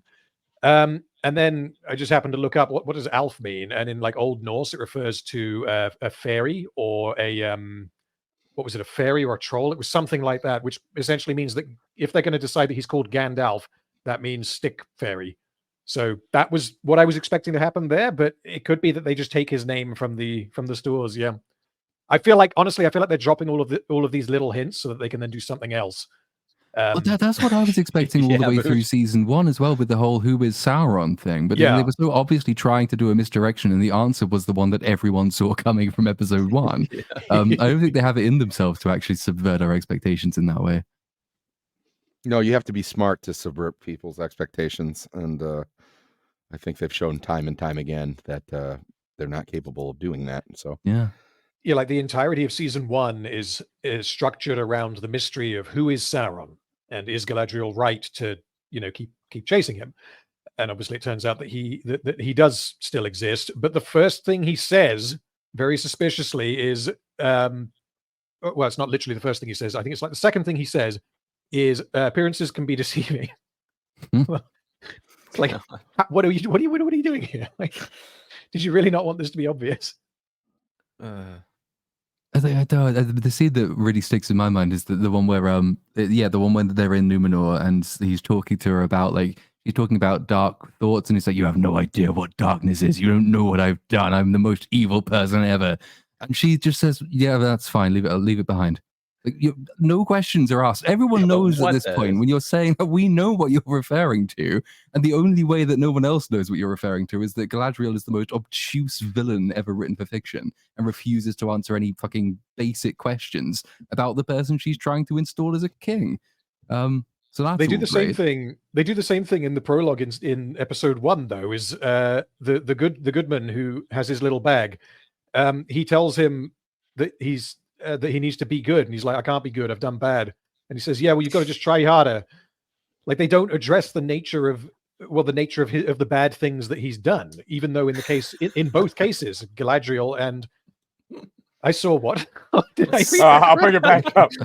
I saw Syndrome of a Down acoustic once. Oh, wow. It was kind Thanks, of, we were Adam. sort of past that, but I felt it was just too good to let go away. Sorry to interrupt, sir. That's okay. Yeah, in both cases, you've got Galadriel, and then later you've got Mr. Goodman, who are telling Sauron to stop being evil and consider being good. And in both cases, they think that he's just a normal guy. We say they have no reason to believe that he's Sauron, but Galadriel does. And they don't address what possible trauma could be affecting him. They don't address the nature of the evil that he thinks that he's done. Because I guess the writers consider that to be a waste of time, because obviously he's Sauron. So why waste time talking about a hypothetical? Like, I don't know, maybe it might tell us something about his character. You've started a thing, Senek, just so you're aware. I just pointed out what was in the show. Yeah, I mean, I guess as long as we don't say most of the jokes I'm putting up, then we're fine. Yeah, just put them on the screen. Just chat put them will on the say them screen. for us. Yeah. I do like the idea that the Shire is going to be this Jerusalem type place, though, because that opens the prospects of Hobbit crusades to capture it. At some point in the far future, you have the Stoors who attack it and they take it over, and then the Harfoots go after them because they're the wrong Harfoot religion, and then they can all die. That would be great. I'd like to see that. Yeah, one abides by second breakfast and the other has second lunch. Yeah. No, second breakfast is haram. What are you talking about? I feel like what they're doing with the Shire, I don't know if we'll ever actually see it, probably, but not in season 2. But what they're doing with the Shire is exactly what they did with the Harfoots. They were unwilling to tell a Lord of the Rings story without having the brave young hobbit who goes on an adventure. And so they made hobbits far more important, or halflings far more important than they should have been in this story about Sauron, Galadriel, and the rings and wars and all the rest of it. And now they appear to be doing the same thing with the Shire. They've decided, oh, well, people know the Shire, people like the Shire, it has this special place in everyone's hearts, so let's make it really important to the characters in universe. And if they had done it well, then okay, great. But so far all we've got is, well, it's kind of like the Holy Land. And it exists because there was a dream that some guy we've never met had. That's all we've got so far. Which is mad, because it's not a place that just gets conjured into. It's on the fucking map. Just walk. You should keep walking west. You'll find it. Yeah, it won't be called the Shire yet, but the land is not inaccessible to you. And the whole point of the Harfoots is that they spend the last however long it's been. The implication is thousands of years, even though it can't because they didn't exist. They've spent all this time wandering around. And they never thought, okay, this place looks nice and fertile. We'll just, stick our roots here, and we'll call it the Shire. That sounds like a nice homely type of name. So the way that Rings is going to have it done is that these people who've been wandering for 1,000 years have then gone off trail all the way east to learn that they were actually walking to a place all the way west, and then they'll end up having to walk from ruin all the way to the Shire, even though they were already basically next door, because it's just so wildly inefficient. Because like you're right, they want to have this story with the the typical archetypal brave little hobbit going on an adventure, but they don't really have any adventure for them to go on, so they have to keep stringing out the most threadbare plotline in the entire show in order to delay them getting to the place that they want to save as some big revelation or some happy conclusion to a later season. It's so lazy and inefficient. There's so much more you could be doing with this time. Why don't we flesh out the dwarves instead? That would be fun. Yeah. Or I realized this, I think yesterday, that the elves, we don't know anything about them apart from like the 3 that are characterized. And like I know that's the same with the dwarves, but we spend a lot less time with the dwarves than with the elves. Sorry, with the elves we've got 4. We got Galadriel, Elrond, Gil-galad, and Celebrimbor. And Gil-galad was only been in like 4 episodes at this point.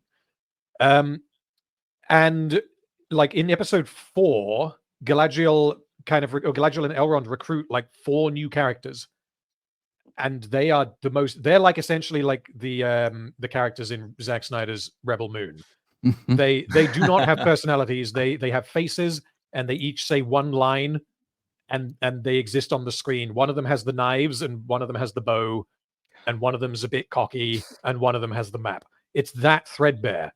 And had maybe some of them appeared in earlier episodes, or we'd had some kind of indication that other characters do exist in Linden, then yeah, I could maybe Galadriel like phones up some of her old buddies that went out with her in her crusade against Sauron.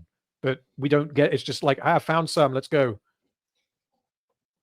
I wanted to ask as well, the Shire at this point in time, the area that would become the Shire. Did Tolkien ever say what it is during the Second Age? I guess it would be. I believe it's part of one of the Elven kingdoms up there. It might even be part of Gil-galad's realm.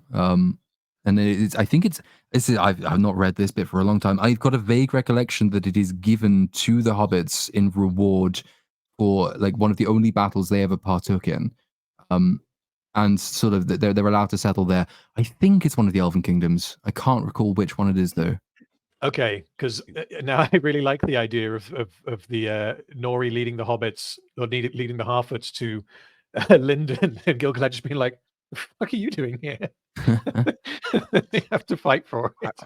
I wonder if they're putting a bunch of like emphasis on it because in the books they made it very clear that like Sauron wasn't aware of the Shire, so maybe there's like a mystical property to it, and it's like, no, he wasn't aware of it simply just because he didn't think that the hobbits were gonna turn the tide of the war one way or the other. He just didn't concern himself. I'm just wondering if it's just they fumbled the bag yet again and misconstrued, and trying to give something more important. That is a good point, because if they make the Shire important in this show in a way that does intersect with Sauron's story, then Sauron has absolutely no business being as ignorant of and carefree about the Shire when it becomes important.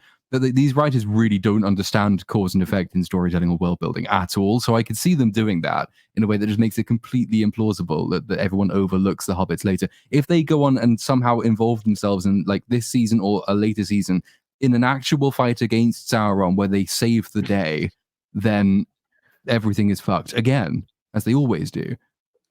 I'm just thinking now, maybe, because like you say, the whole point of the hobbits is that they're just the most unremarkable of creatures. No one would ever suspect that they would be capable of such amazing things, except that now we've seen, at least on screen, that happen 3 times. So, the hobbits seem to save the day more often than not. So what they might end up doing in Rings of Power is the hobbits save the day, and then they're like, oh shit, what do we do about the Shire? Because now he knows. I know. We have a wizard, and he's going to cast a giant forgetty spell on the Shire. Something like that to actually make it, to address the reason why and try and explain it. But we shall consult the neuralizer of Middle-earth. Pretty much. I mean, I think that will be toward the end of the entire story. I would imagine you will get Gandalf and the hobbits. They will go back because Círdan has to give Gandalf his ring at some point. So yeah, like that's going to happen definitely. It's whether it's sooner rather than later. I'm trying to think one of the other. Oh, the fucking barrow wights are in this episode. We've got barrow wights and endwives in this episode as well.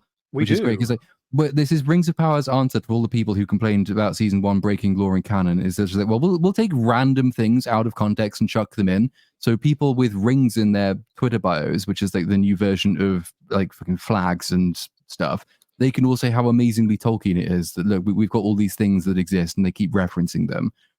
It doesn't make any sense in the context of the story, obviously. It's not only that it's like a law break because there are no Ents in the woods over by Mordor and never were. It's stuff like the barrow wights are the reason the messengers that Gil-galad is sending to try and warn Celebrimbor that Sauron is there haven't made it there because the barrow wights have attacked them. Because the shortest way to from Lindon to Eregion has just been destroyed, and nobody seemed to notice that or mind. The middle way, which is the one they want to go down, now has barrow wights there. And so Galadriel does the thing, whenever anything bad happens, now she can just say, well, this must be Sauron's doing, even though he's not in charge of anything. She also says that the barrow wights are like thousands of years old, which they are, but if they're thousands of years old, you can't be surprised if they jump you on the road you built through the barrows because they were there already. But this is seen as like this brand new development that only came about because Sauron is extending his evil influence from Mordor via that map reference, even though he's not in Mordor, to wake up barrow wights that were already there but nobody noticed because they had to go there because the bridge thing was destroyed and they didn't spot that either and they couldn't be bothered to take the long route. So even though they went via that route in episode 1, presumably, because they didn't, I don't understand how it works. It's all broken. That was something I was going to ask, actually, regarding the nature of the barrow wights, because the information we get in the episode is just contradictory.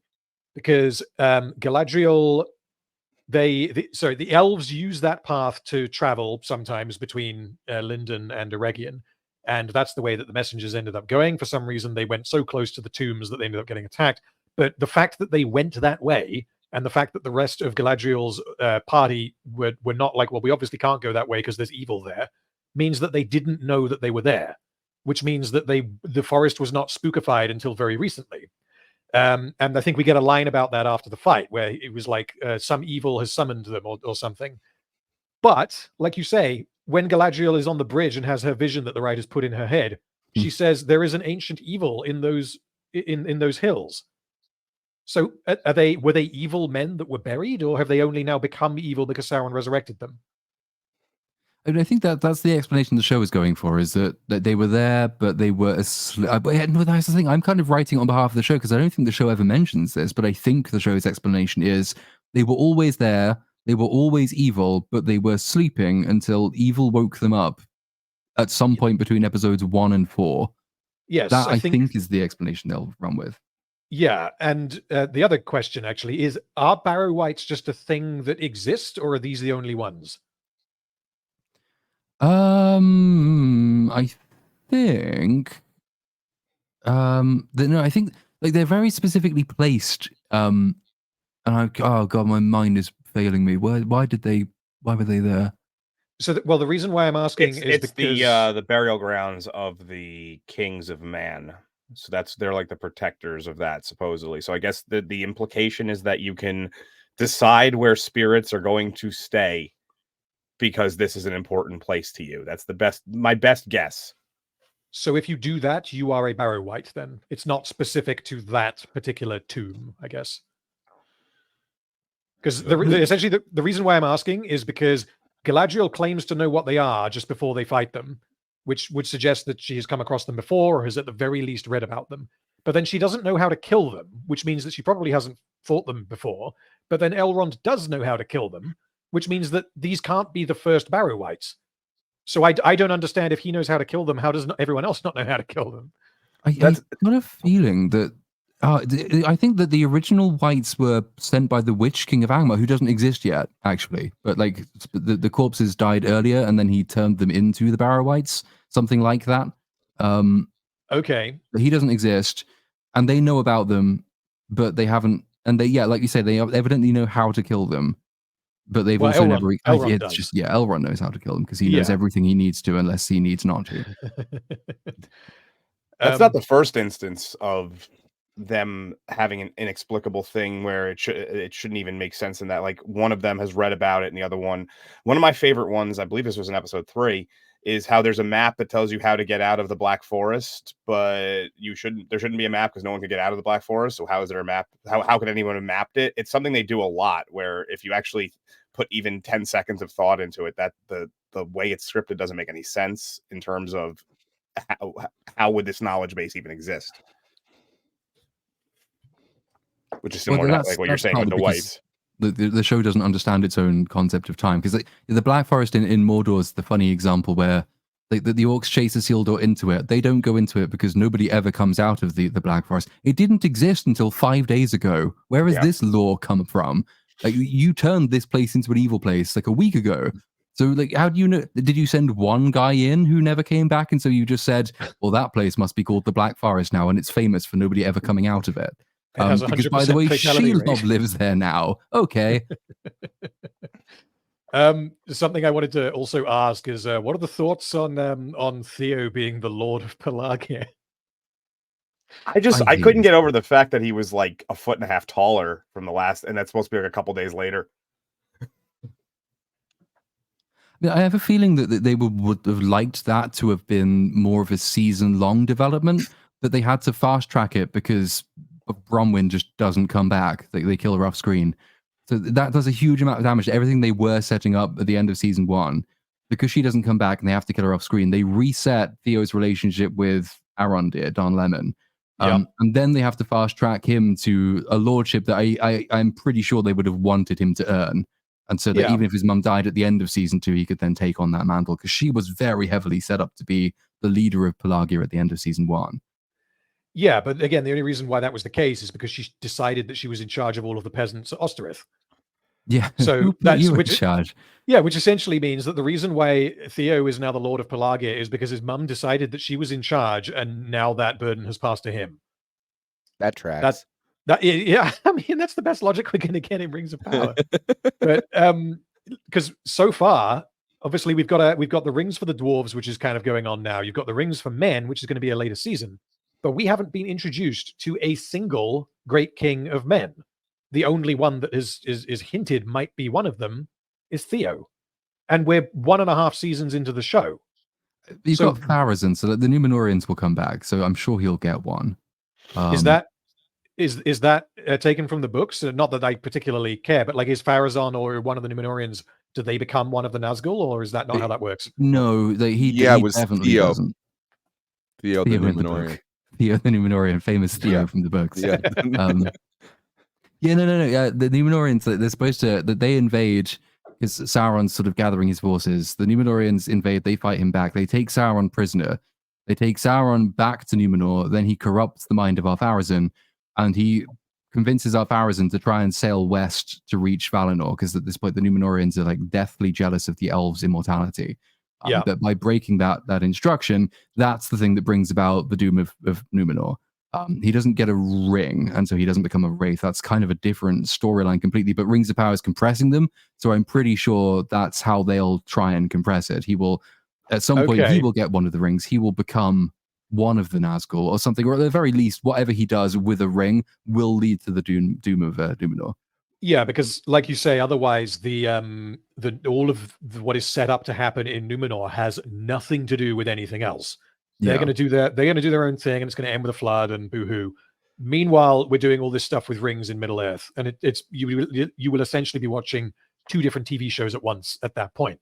So yeah, adding some kind of crossover in there makes sense. When that will happen, I don't know. Oh, they're going to set it up for the first human who gets a ring. They're going to set it up to make it look like he's the Witch King of Agmar, and it's not. It'll be like, no, it's the second one. And we're like, oh, good. Oh, great writing. Good job. I hate this. A lot of people do. I was going to mention the fact that I don't think we brought it up last week because the numbers weren't in yet, but the show had a 50% drop off season over season. So my question was, I know they're signed for 5 seasons, but does Amazon actually pull the trigger on 3 more seasons of this? I would say probably, at least for now. They might do it step by step, because the thing is, it's costing them a massive amount of money. If they pull the plug, it will be tremendously embarrassing. And they can blame internet trolls as much as they want, but the fact is that is going to hurt their ability to get more shows, because who is going to go to Amazon to get their little TV show made if they canceled Rings of Power? Right. And I'm guessing that they have contracts in place, so if they canceled early, then it would cost them money anyway. So I don't think that they're going to cancel it. What I think will end up happening is you'll see a severe drop off in the amount of money put into each season, and the shittier and shittier. Yeah, it'll just look shittier and shittier. It'll be like a lot of shows that you would see in like the 90s, where the last season, just all the props, you could tell they're the ones they've been using forever, and they're falling apart, and the CGI is going to look worse, and they'll probably lose several actors. They'll probably lose several actors because they're just not going to pay as many of them, so they'll end up killing off characters mid storyline, which they don't mind doing already. Yeah. So they're gonna. Yeah. So that's the route I think they would go with this, to save face. Be like, we made it to the 5 seasons. At what cost? Yeah, that's a very prideful way of going about it, but I think they lose either way. Honestly, they'll be mocked into oblivion if they cancel it, and they'll just be mocked for 3 more seasons if they carry on. So. Apparently, that's exactly what happened with Umbrella Academy season 4. I didn't watch Umbrella Academy, so I don't know. Did I? We do have a few more topics to get to. Does anyone want to carry on about Rings of Power? I mean, feel free if you. I'm just gonna say, fake Gandalf. I like his robe that looks like good quality burlap, and yes, he definitely is a sack of potatoes. That's for sure. You want me to pull up some super chats for it? Oh yeah. Let's do that before we move on. Yeah, don't want to leave anyone hanging. Melvin, our boy Melvin Deeply for $2. Once Upon a Time in Mordor is shit. Yes, yes it is. Platoon. In fairness, it isn't one of his members' chats. Yeah. Nope, he's not. Your mic is off, I think, Platoon. Shit, sorry. Yeah, I think it's John. I don't know if I'm pronouncing it right. Member for 2 months. I was laughing while my microphone was off because the question is: has Celeborn Galadriel's husband been mentioned? Yes, once in season 1. Beginning of season 1. Yeah. No, not even then. It's episode 6. Seven. Damn. Episode 7 even. You are deep into Rings of Power. Yeah. Episode 7 is when because like it's when the volcano goes off and somehow like they all survive the pyroclastic flow and there's people burning to death around it, but Galadriel just grabs one boy and thinks like that's her good deed for the day and leaves. Yeah. So she and Theo walk off, and it's the nighttime when they're talking about it, and he says, "Have you ever lost anybody close to you like I did?" Even though he doesn't know that because she dragged him away before he could save his mother. And she says, yeah, I lost my brother. Oh, also my husband's dead. And that's it. Never mentioned again. I can't imagine that they will keep him out of it forever. He has to come back because he's alive later. They wouldn't have name dropped him, I think, unless he was going to appear, unless they had some insane way of writing him out of the story. Because I don't know what he does in the books prior to the Lord of the Rings, but they wouldn't name him because then it makes it very clear that it's like, oh well, he's missing. You know, that's a very clear mystery box. They would just be like, yeah, he died, if they were not going to use him. My sort of pet theory is that they'll turn him into Glorfindel, because in the lore you have Glorfindel who actually does die. He sort of prefigures Gandalf. He dies leading his people out of Gondolin when it's destroyed. He fights a Balrog on top of a mountain. He dies. He goes to Valinor, but because of his great deeds is also in his wisdom and the fact that he's been so immensely helpful, they re-embody him and send him back. And I can see them doing that with Celeborn in a later season, because he has to come back in some way. That's a way of doing it that would allow like Rings of Power fans to say, "Oh my goodness, isn't it so very Tolkien?" When it's not, because they just stole something and just put a different person in that place. But otherwise, he could just be dead. That would be funny. I don't see them keeping him that way. Someone in chat said Celeborn must be memory wiped Adar. Oh God, imagine if they did that. Oh, I could even see them doing that. That would be, ooh, yeah. This next one actually plays off of what you were saying, Random Film Talk. So pull it up. Mega Spidey Man for $5 fake dollars. Random Film Talk. Who are your fave Tolkien characters and why those? To all, what would be the best part of Middle Earth to live in and why? Favorite characters, we're going Boromir is probably the top of the list. Personally, I just really like that kind of character archetype. I know that Faramir gets a lot of shit from book lovers for the film version, but I also love Faramir in the films. And again, Denethor, I don't think gets enough love. Like those three would probably be my go-tos. And then you start getting into all of the other characters that are fantastic, but they're not my favorites. You know, Gandalf, Aragorn, Sam, obviously, Eowyn as well. I really like. There's just so many. Theoden. Honestly, who are the bad ones? The fucking Gollum. I forgot Gollum. The thing is, you can't answer this question in any short amount of time. I think this was a follow-up from last week because you weren't here. We did answer a couple of these like this. Okay. Yeah. What was the second part of the question? Where would the best place in Middle Earth be to live? Off the top of my head, it would probably be the Shire post the events of the Lord of the Rings, right? Yeah. I mean, alternatively, because like Rohan seems like it might be fine, but it also seems like it would be a little bit shit. Gondor would probably be preferable to Rohan, and other than that, you know, dwarves and elves, you'd have to assume that you are a dwarf and an elf, at which point it's a different question. What is with the Rohan hate? Why would that be shit? I mean, I agree with you, but why? I would say because you are surrounded. I don't like horses. This is the thing. This is kind of well, this is a personal bias, sir. Racism is the reason. Yeah, it came. I didn't realize really that I don't like horses until I was doing my Two Towers video, and I was like, I just fucking horses. I just really don't like them. They creep me out, and I don't really know why. Really long heads. They're really dumb as well. Horses are silly. They're silly creatures, and they follow their mouths too easily. And like films always get it wrong. I always used to hate them because I got this impression from watching films that horses were so stupid you could ride them headlong into a wall of spears because they're that fucking dumb. Turns out they're not actually that silly.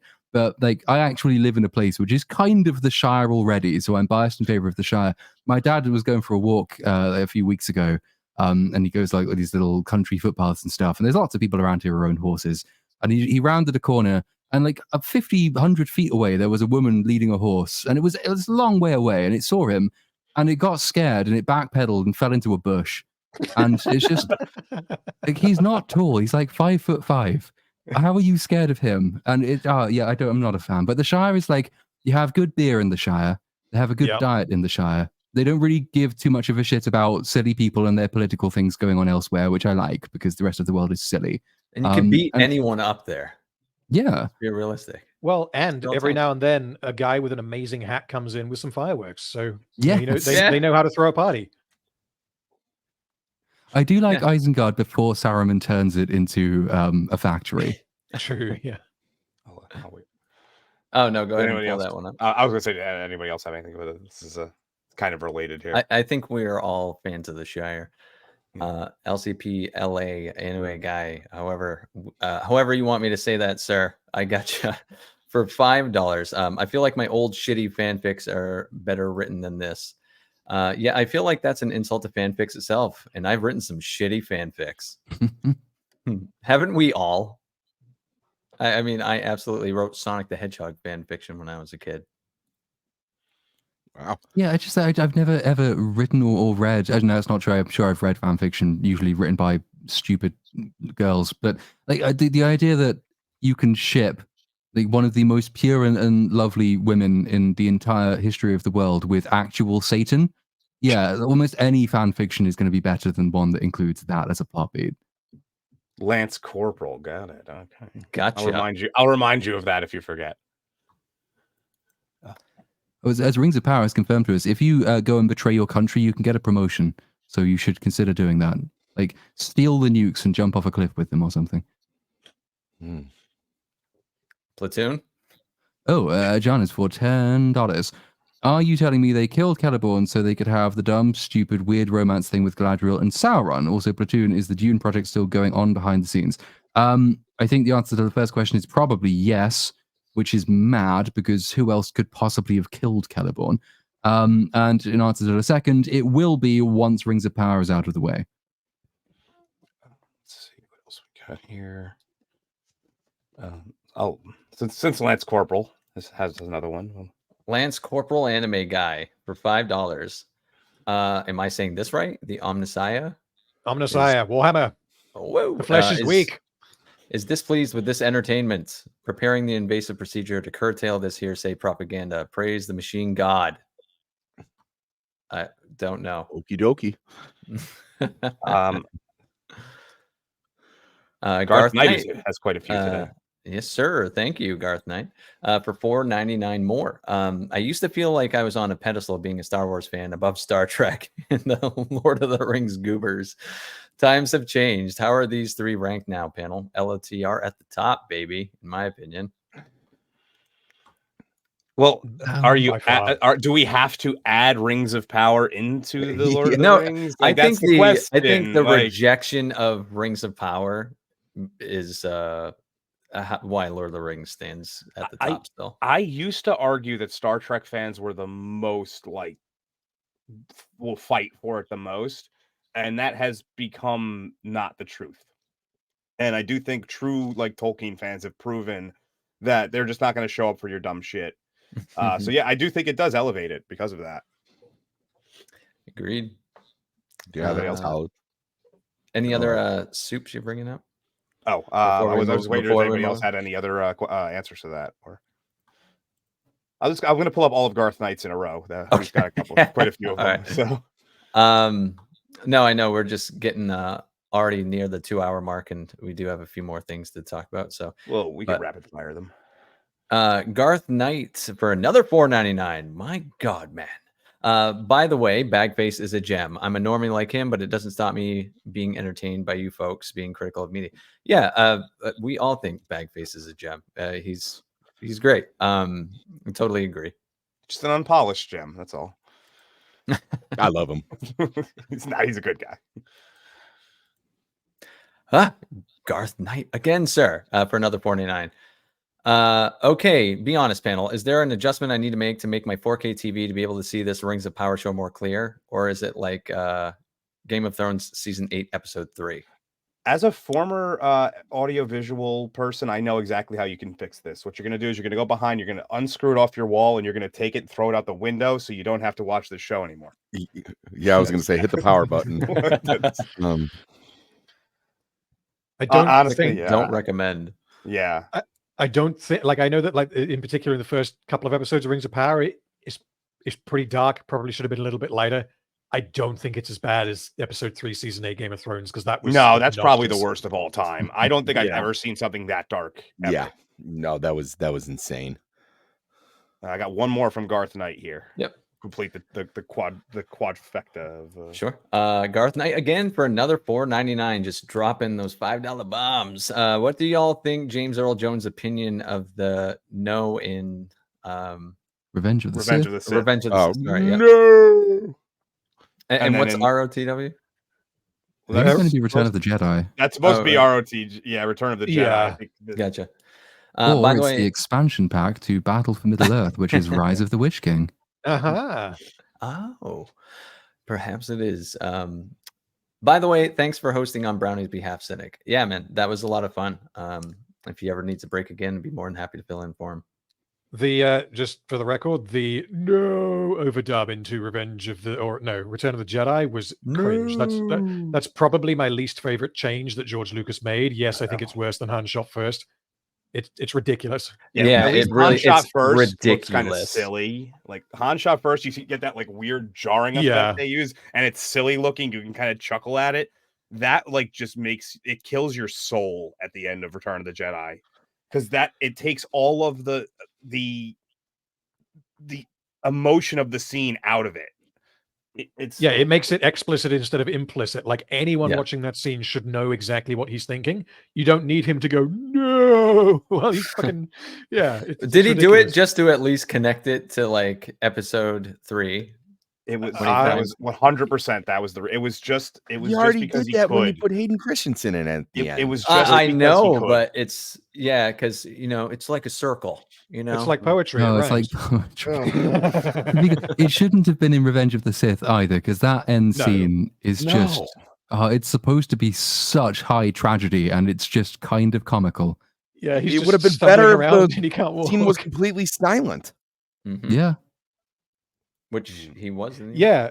Have Vader wakes up, Palpatine walks up to him. You can clearly see that they're talking, and then Vader just doesn't move, and then you see all of the electronic shit around him just starts getting crushed, and then it fades to black, and you're like, uh-oh, something's and happened. you could even have him doing the, hand thing where he's saying it, and then, yeah, you can have the physical acting. Don't True, need it. yeah. The physicality was more than enough. Yeah. Oh, George, just stop messing with your stuff, man. Bonesaw is ready for $5. Anybody bothered by orcs and Rings of Power swinging in characterization from loving family men to bloodthirsty monsters when convenient for the action scene? Oh yeah. Yes. Oh yes. Yeah. We all are.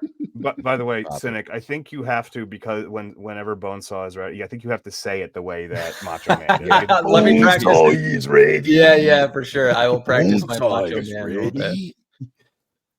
Okay, I'm just gonna go up now. They're all pretty much Sure.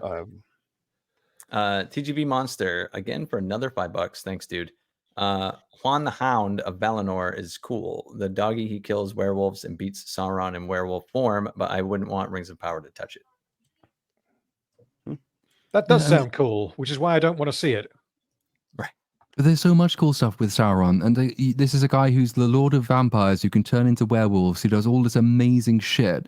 And as per season 2, episode 1, like his first action after Morgoth's defeat is just appearing as upper middle management man. It's just so fucking lame. One of the member chats. Platoon. Capriles Artware. Member for 3 months. Cringe of Power season 2. Yay, I roll. Yay, I roll. I love how it doesn't actually show because that's clearly a emoji. I think that's because he put. I think that's because he typed in an underscore. I didn't see the underscore. Okay. Common people. For 569. How hot was goth mommy Shelob in Shadow of Mordor? I didn't play Shadow of Mordor, so I don't know. I'm biased because I hate the game, but I only got like an hour in, which is long enough to see sexy goth mummy Shelob. I'll tell you what. After I'm done with these last 2 supers, I'll go pull it up, and we'll throw a picture up for everybody to decide real quick. Okay. But, Militant Daisies for $5. Thank you. Super excited for Platoon's Rings of Power review. That is all. I mean, I would be, except that all of this immense amount of work is still just season 1. As soon as it's done, I've got to do season 2. It's never fucking ending, ever. Yeah, and then by the time you're done with that, season 3 will be out. will be ready for you. Probably, yeah. Hostman's Lounge for $4.99. Escaping Neverland was a bunch of baseless garbage sponsored by Oprah Winfrey. Well, I was convinced. I watched it, but MJ is still in the rotation anyway. All the same. Okay, so let's pull up the Shelob. Let's see how this works. I'll find it. I mean, if you want to continue while I do that. Yeah, sure. We got a couple more. I'll pull them up. Bonesaw is ready for another $5. Thank you. My theory is the showrunners don't think natural disasters kill people because pyroclastic flow and getting thrown by a tornado should kill 99% of people. Indeed. Yeah. I forgot about the tornado. So yeah, the halfwoods get thrown into the air by the tornado, and it's kind of obscured because there's wind going everywhere and all that. But it looks like they've been thrown like 50, 100 feet directly up in the air.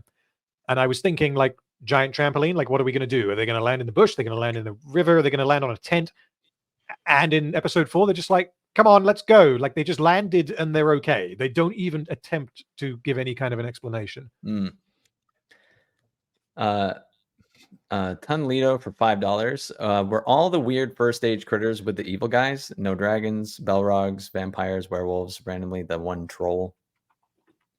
Yeah, it's because they have no imagination. They also don't, they don't have the rights to use a lot of this stuff, but they also haven't actually used the material they do have the rights to, or indeed their own imaginations. Like, there is so much amazingly cool shit. Like, you think Vhagar or Balerion from House of the Dragon is big.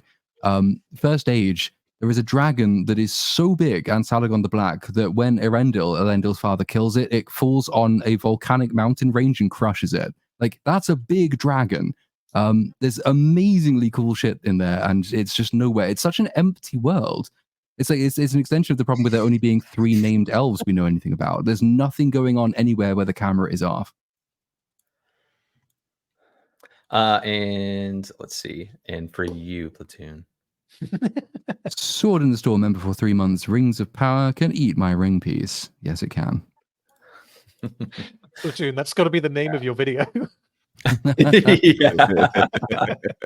All right, so I'm pretty certain this is from the Find game. it. I don't think this is. Yeah, I think so. There we go. Wait, that's Shelob? Jesus. That is Shelob. So basically what I'm happens into it. is right at the start of the game, you kind of go into a cave and she's there and she just casually refers to herself as Shelob. And it's like, I'm sorry, what? Okay. Why? Why don't- is Shelob a woman? I don't know. She can turn into a spider, although I didn't get that far because I turned the game off shortly after this. I figured this was the best part of the game, to be completely honest. Well, Yeah, so yeah, wood. Give it a 1, however you want to say it. Yeah, wood. And I'm arachnophobic, so I thought a 10 was wood, not a 1. no. Give it a that's a Mr. Brown. I guess you could W's or F's in the chat, folks. Yeah. For, Giving it a 1, like for Mama literally Shelob. giving her 1 random is the I see. I've spread all 8 of those legs. yeah, like 8 legs. Like that's got to be at least like 4 vaginas. I mean, come on. Jesus Christ. You get a schedule going. You get a rotation. You need to pick a hole. All right. I can't look at this still anymore. It's I know. We're moving on. I did want to talk about this. This is hilarious. The attempted cancellation of our friends over on FNT it didn't go so fucking well for these people. no, it didn't. Yeah, so over the last week, there's been a campaign by disgruntled acolyte tards trying to get our friends removed off of YouTube, which is absolutely fucking hilarious. It didn't go their way. Team YouTube actually did respond, and it was right to the point, and it definitely seemed like a human wrote it, and it was appreciated by all. I posted this to kind of sum it up. This person said, "This is an actual Nerdrotic thumbnail, by the way," followed swiftly by "I got a lot of Mexicans that are telling me they don't care or if they find it funny. Interesting. Almost like people didn't want you to white knight for them." You know how you could tell it was typed by a human is that the thanks isn't capitalized. Right, yeah. Yeah. Yeah, actually, I interacted with that dude, and I basically said, like, you know, if the movie was about an Italian and they had like spaghetti and pasta and they had Mario, in front of it, you wouldn't be talking shit right now. And he basically was like, there was racist overtones and you know it. And I was like, you completely glossed over the example that I gave you. It was like, no, it's not. And especially with the Blue Beetle movie, like they were pretty much celebrating their Mexican heritage. I was like, Yeah. like what was the problem? People could not tell me why. Anyone who was defending this could not tell me what about these thumbnails were so hateful. It has a taco. It's got to be, And Lupita, of course. Yeah.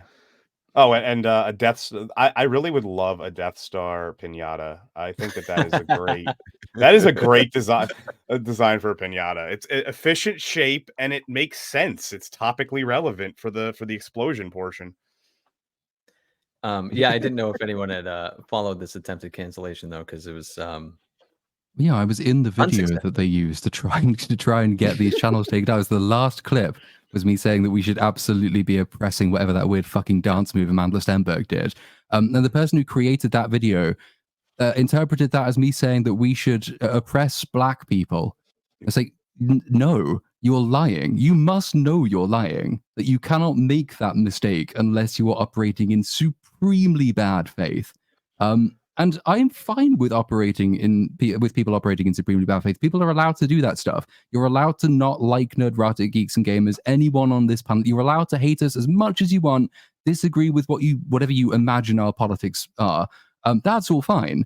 But I do massively draw the line at trying to use your combined weight and your combined followings on Twitter to influence YouTube to destroy the careers and the livelihoods not only of the big personalities that you're attacking, but all the people they employ. and then turning around a day or two later, as almost all of these people have done, as the Kyle Katarn guy on Twitter, the Jacob Suggs guy, who's one of the most fucking soy human beings imaginable, who go for this entire thing trying to get people's livelihood stripped away from them. And 2 days later saying, oh, the thing about us, we're so great because we don't dwell on the hate, we just focus on the positives. Like, fuck you. The sociopathic dishonesty required to jump from trying to get people demonetized, destroying their livelihoods and everything they've built, and then saying you've got the moral high ground because you're only nice is just absurd. And the fact that anyone can go along with this and not see what's going on, that these people are in a weird little purity spiral, and all of their fans are in a weird little purity spiral, and they are so hypocritical, but they believe so much they're in the right that they can get away with any horrible action because they are morally right. That's kind of sinister. And I really, really, really wish these people would be shot into the fucking sun. Yep, I am not in a purity spiral, so I can just tell these people to go fuck themselves. And our friend Mo Sislak also sent in 1999. Thank you, Mo. I'm Mexican, and those are hilarious. One of these days, I'll be able to tell when Platoon is about to go on, like just fucking let him go. The rant crusade. I can't. Thank you for that super chat, Mo. That's something that you can usually tell from body language and. Obviously. Well, look at him. He starts to breathe a little bit. His character starts to go like that. I just find this whole thing fascinating because this whole really where a lot of these things are started is with the cancellation of Acolyte and the celebration of all that, and it's this weird hill to die on because they're not going to bring back this show, so now they've lost that battle, so now they're moving on to the perceived people that got it canceled, which doesn't even make sense because the people who got it canceled were themselves by telling, oh, it's not a show for you, don't watch it. And then when nobody watched it, they were like, well, it's your fault for not watching it that it got canceled. So you have this self-fulfilling prophecy that happened, and now they have nobody to truly blame but themselves, and they're pointing in every direction possible to try and deflect their own blame. Well, also no, go ahead. Oh, just quickly, how many people watching Nerdrotic's videos on the Acolyte, for example, would have watched it if not for Nerdrotic? Probably count those numbers on one hand. Yeah, I would say that people making videos, whether it be the ones here who did, or even, for lack of a better word, bigger names like Critical Drinker and Nerdrotic, probably drove traffic to them at least up front for just how bad the show was. They actually should probably be thanking them for even getting them some of the numbers that they got. Yeah. Bad press is still press. And, a lot of these people, usually the ones making the biggest fuss, they have certain things in their bios, and they seem to now attach their identity to these properties. And it's unfortunate. So even when the show was going on, like people weren't giving really, I don't think it got like as harsh a treatment as, I mean, we all agreed that it was bad, but like we were all pretty critical on why it was bad. There were certain, I don't think anybody was really attacking the actors until Amandla did that stupid video or anything like that. And once we got the results, we saw that it did have quite a few people watching it, and then it had the biggest drop off in franchise history of people who decided not to watch it. And if you think we're just this loud minority that doesn't enjoy things, that doesn't explain the drop off, that doesn't, so all of their arguments are ridiculous. And every single time that I saw something that had to do with the show, it was never, oh my God, the show was really good, how could they think about canceling it? It was always for a political or social reason that they wanted the show to continue. And and they would use bad faith examples like they always do. It was like, well, no one liked the Clone Wars original cartoon movie, and it's like, well, yeah, but people did eventually enjoy the show. And either way, it didn't cost $180 million to make. And then I see Cope like, well, maybe the writing will be better in season 2. And it's like, that's not how this works. It was like, there's so much cognitive dissonance where they want to blame people for saying it's bad. I mean, I saw nothing from Nerdrotic or anybody else that was, saying anything that we weren't all saying. So he didn't say anything racist. He didn't say anything. Target. You know what I mean? It's just they're punching at ghosts because they want it for their own political ideals, and they're not going to get it, and they're going to blame us all. And when really, I'll bet half of them in secret probably stop watching it themselves because it wasn't good. And anybody who says you can usually good, tell fine. you can usually tell that most of them didn't watch it because they can't even tell you what happened in the show outside of, oh, the one guy's hot, or these two were definitely gonna bone. And it's like that those are such base level. Yeah, those are such base level. Somehow the people, and I keep calling them the renewers, that's basically the term I've been using, they're trying to play victim and hero at the same time, and you can't do both of those. It's impossible.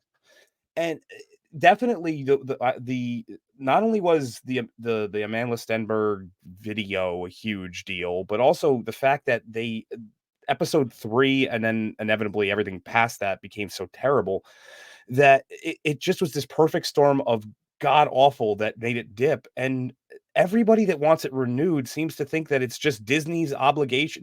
Disney finally made a smart decision with their money in like a decade with this franchise by canceling this.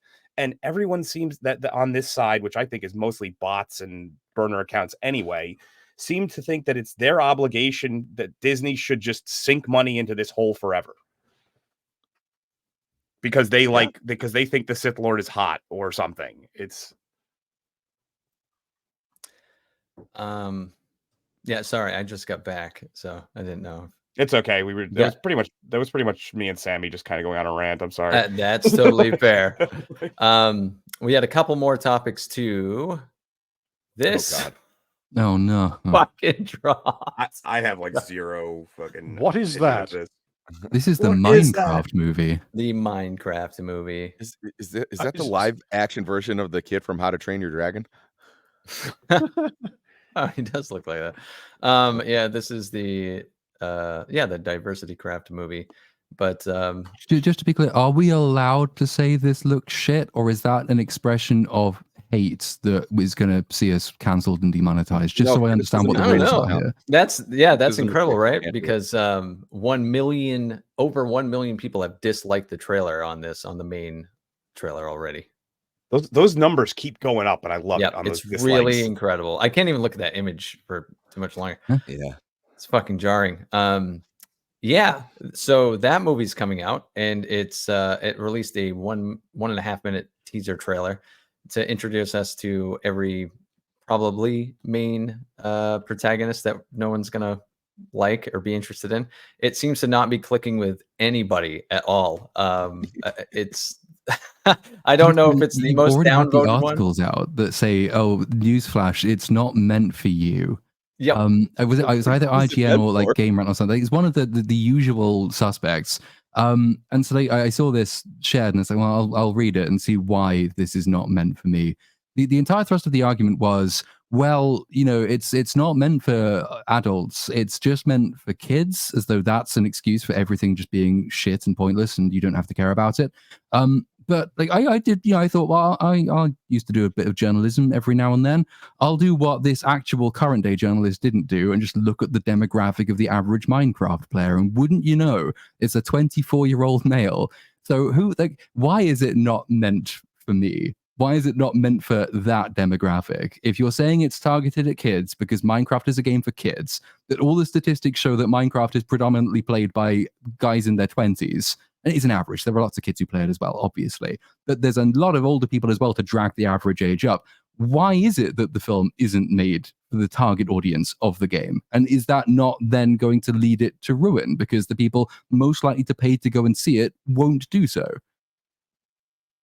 It's an absolute joke that these companies can see examples over the last 3 years of that exact same tactic failing, and they still persist. It's It's a meme at this point because I could not believe it when I saw that.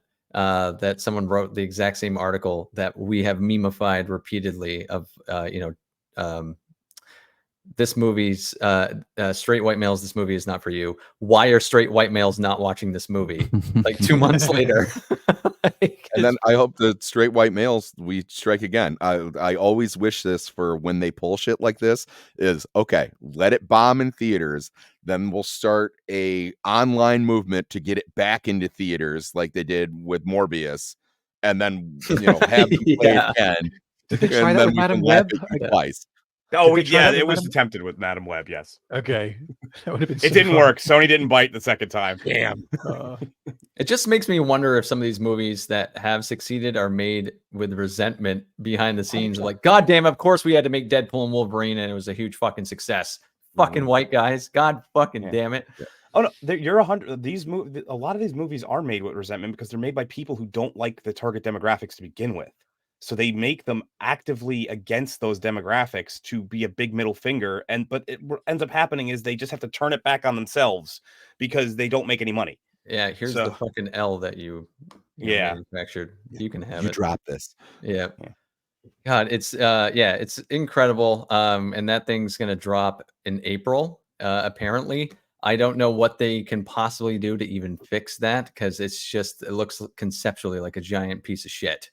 So just put the boxy looking guys from the game. Just put them over all the actors. That's all you got. Oh, right, like that's what you're gonna redesign this shit. Exactly, that's what I was thinking. Push it back to a November release and just CGI over all their bodies. I'll very big CGI around the one shot. I'll do my shill bit that I've been doing that seems to annoy everyone. And it was like, no, I thought it was looking excellent. I was like, who doesn't like the Beatles? And, Jack Black is funny in everything. And Jason Momoa in his pink jacket. What a departure. I'm excited to see what he brings. I mean, I think this is going to be fun for the whole family, guys. Jack Black is slowly becoming the personification of this is going to fail. Every movie he's in. I can't think of a movie he's been in the last 5 years or so that was a success. I mean, how did Kung Fu Panda 4 do? I mean, he was in the Mario movie. They made 4 of those fucking things. That's true. Oh yeah, he was in the Mario movie, but I kind of forget because he was Bowser. But he was the best part of the Mario. He was the best part. Okay, so yeah, he's had one successful film in the last no, because he's in those fucking the Jungle Book movies, right, or whatever they're. Or Jumanji, Jumanji, Jungle Book, whatever the fuck it is. Yeah, but I'm pretty certain the second one tanked. Did it? I'm just checking now. No, the second one was very successful. It made 800 million. Was it? Oh shit. Since then, he's only done Weird Al Yankovic Story, Mario, Kung Fu Panda 4, Borderlands, Minecraft, and he's got something in production called Dear Santa. Oh yeah, it's a really easy job. You just turn up and play Jack Black. That's all you do. And you just have to... Jack Black. He just calls himself Frank in this one. He's the kind of actor that I really like him in the right role, and I hate him in the wrong role. Yeah, I really liked him in Orange County in 2001. That was High Fidelity. Ooh, yeah. That was a good one. Yeah, Jack Black peaked in the late 90s. Yes, he did. Could there have been a more ill-timed backfire political statement than when Kyle Gass did that whole thing? Right, shut down the Tenacious Detour. Oh my God. And right as Jack Black had 3 movies in the pipeline. Damn. Yep. And he had to come out and apologize, and the tour got shut down.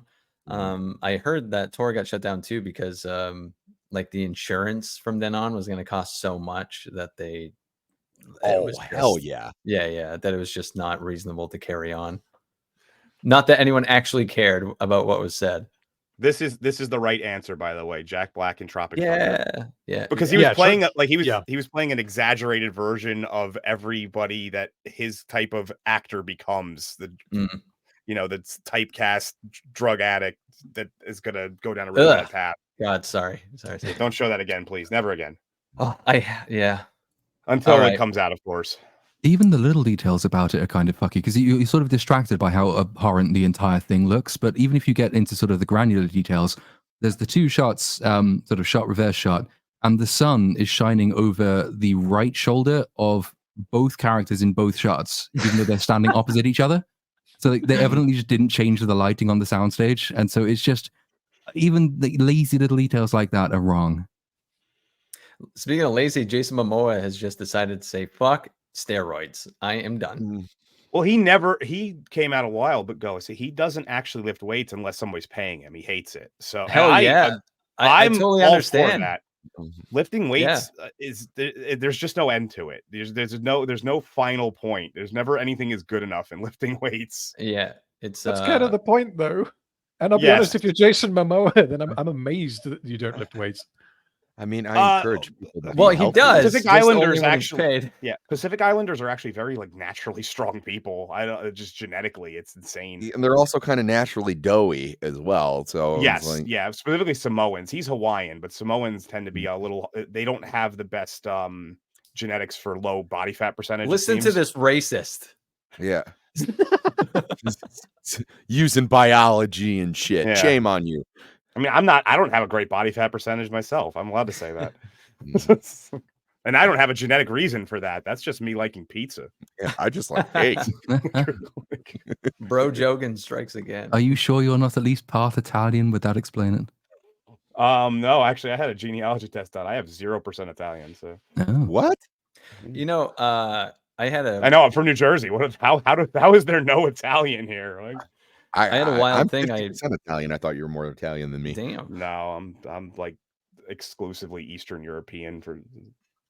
I am random things. I'm a huge percentage Native American. I found out. Really? Yeah. I don't know the exact percentage yet, but I just met my biological mom like 2 days ago. It's fucking crazy, and she's like Native American. It's pretty wild. If I drop this on the floor, will your eyes tear up? That's the true test. That'll test the percentage, won't it? Yes, it will. Hold on. I'm sorry. What I wouldn't give for Cynic to walk in your in the door behind you and just punch you in the face. Maybe I can finally finish the student loan thing that I still got going on. Yeah. Good luck. Good luck. Get that forgiven or erased because of get off my land, everybody. Anyway. There are two more slides I wanted to go through. Don Cheadle was asked about the status of Armor Wars, to which he said, "What's Armor Wars?" I saw that slide and just was like, "Hey, I could do that thing where I just grab the graphic novel from my shelf." So is he a Skrull then? I forgot what happens. So is the real Rhodey dead or? I think everybody just pretends that Secret Invasion didn't happen, so he's going to be the real one. That tracks. Also, Skrulls they tend not to kill the people that they copy. They just keep them in stasis captivity. So when is this coming out? Well, that's the thing. It sounds like it's not. No. Yeah. Which is what it was one of the few. The one that is coming out, isn't it? Yeah. This was one of the few projects that they had announced that I was like, I'm kind of interested in to see where they go with it, even without Iron Man. And apparently they've gone nowhere with it, so I don't even need to worry about it. Yeah, I threw this in here because I just found it hilarious. Because I do believe it has been taken off the schedule. It was like in some tentative window. And it just kind of speaks to how they were just throwing shit at the wall, expecting something to stick. I can't believe that they're not going to do this, but they decided to spend the money on Ironheart. I was just going to say that. Yeah, my suspicion though is that they don't. This was supposed to be a feature film, whereas Ironheart can be put on Disney Plus, absolutely fucking bomb, and they can kind of ignore that. But look what happened with the Marvels when that was put out. That's such a blight on their record. I mean, the fact that it didn't even make $100 million in 2023 money is really fucking embarrassing. And I feel like they feared that with this as well, that it just would do the same thing. And like they were already too deep in Captain America 4, can't do anything about that. But yeah, this just I just realized too damn funny. The drop off in terms of box office between the first and second Captain Marvel movies. Incredible. That's got to be a record. Yep. Because I don't think you can top that. I don't think it's possible. No way. Incredible. Yeah. Because I know like there's a whole bunch of reasons why Captain Marvel the first made a whole load of money. I think primarily because of when it released. But also you have the novelty factor of, Captain Marvel, I might go see that. I don't even know how you replicate that by trying. The failure of the second one. An actress who talks shit to her fan base. And then you get a bunch of unlikable ones and put it all together. The only thing I could think of that might have beat it is if there was a sequel that came out during COVID when like theaters were limited, but then you have an actual reason at that point. Right. Yeah. They've had those built-in excuses with Black Widow and Shang-Chi. Well, those aren't even sequels, though. I'm not even talking about Marvel. I'm talking about in the history of film. Has there been a sequel that has had such a catastrophic drop-off compared to the first? Because because of the numbers, because you went from a $1.1 billion first film to I think it made $250 million, like 250 million, something like that. Yeah. 200 million, something like that. Maybe that Megamind movie because no one knew about it. Like the worst advertising I've ever seen, but even then, I don't think it would be as drastic. Yeah, it was just a perfect storm. I mean, it was wedged in between two of the highest grossing films of all time. People were going to go see it. But like I said, Brie Larson took it upon herself to be insufferable. And until she got a new publicist who told her, was like, hey, maybe like shut up, go on the Tonight Show, show your boobs.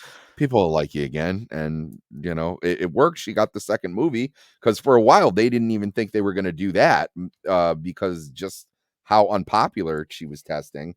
And the character itself has never done particularly well in the comics. I mean, they have to revitalize Captain Marvel like every couple of years. Yeah, they have to utilize the old everyone buys the #1 tactic. Yeah, like exactly. Every 2 years.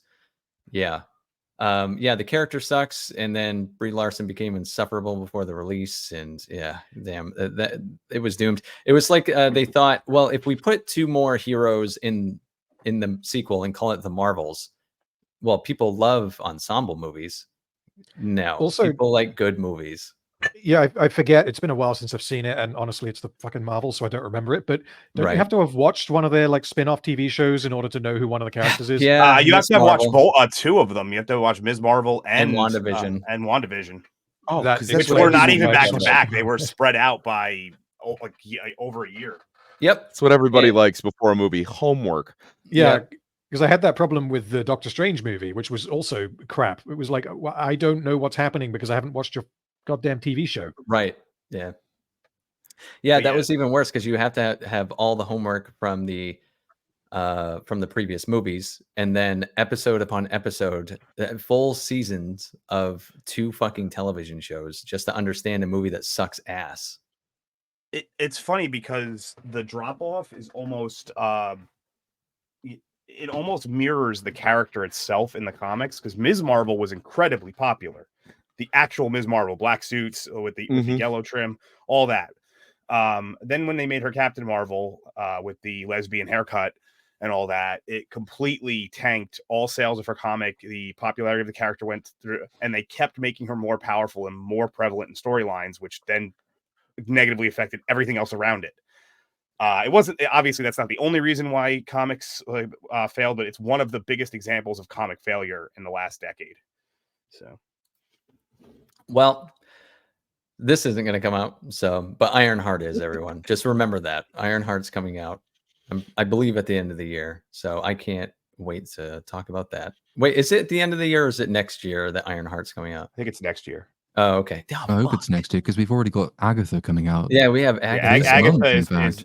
Agatha comes out in like 2 weeks. How many times did they change the name of that show?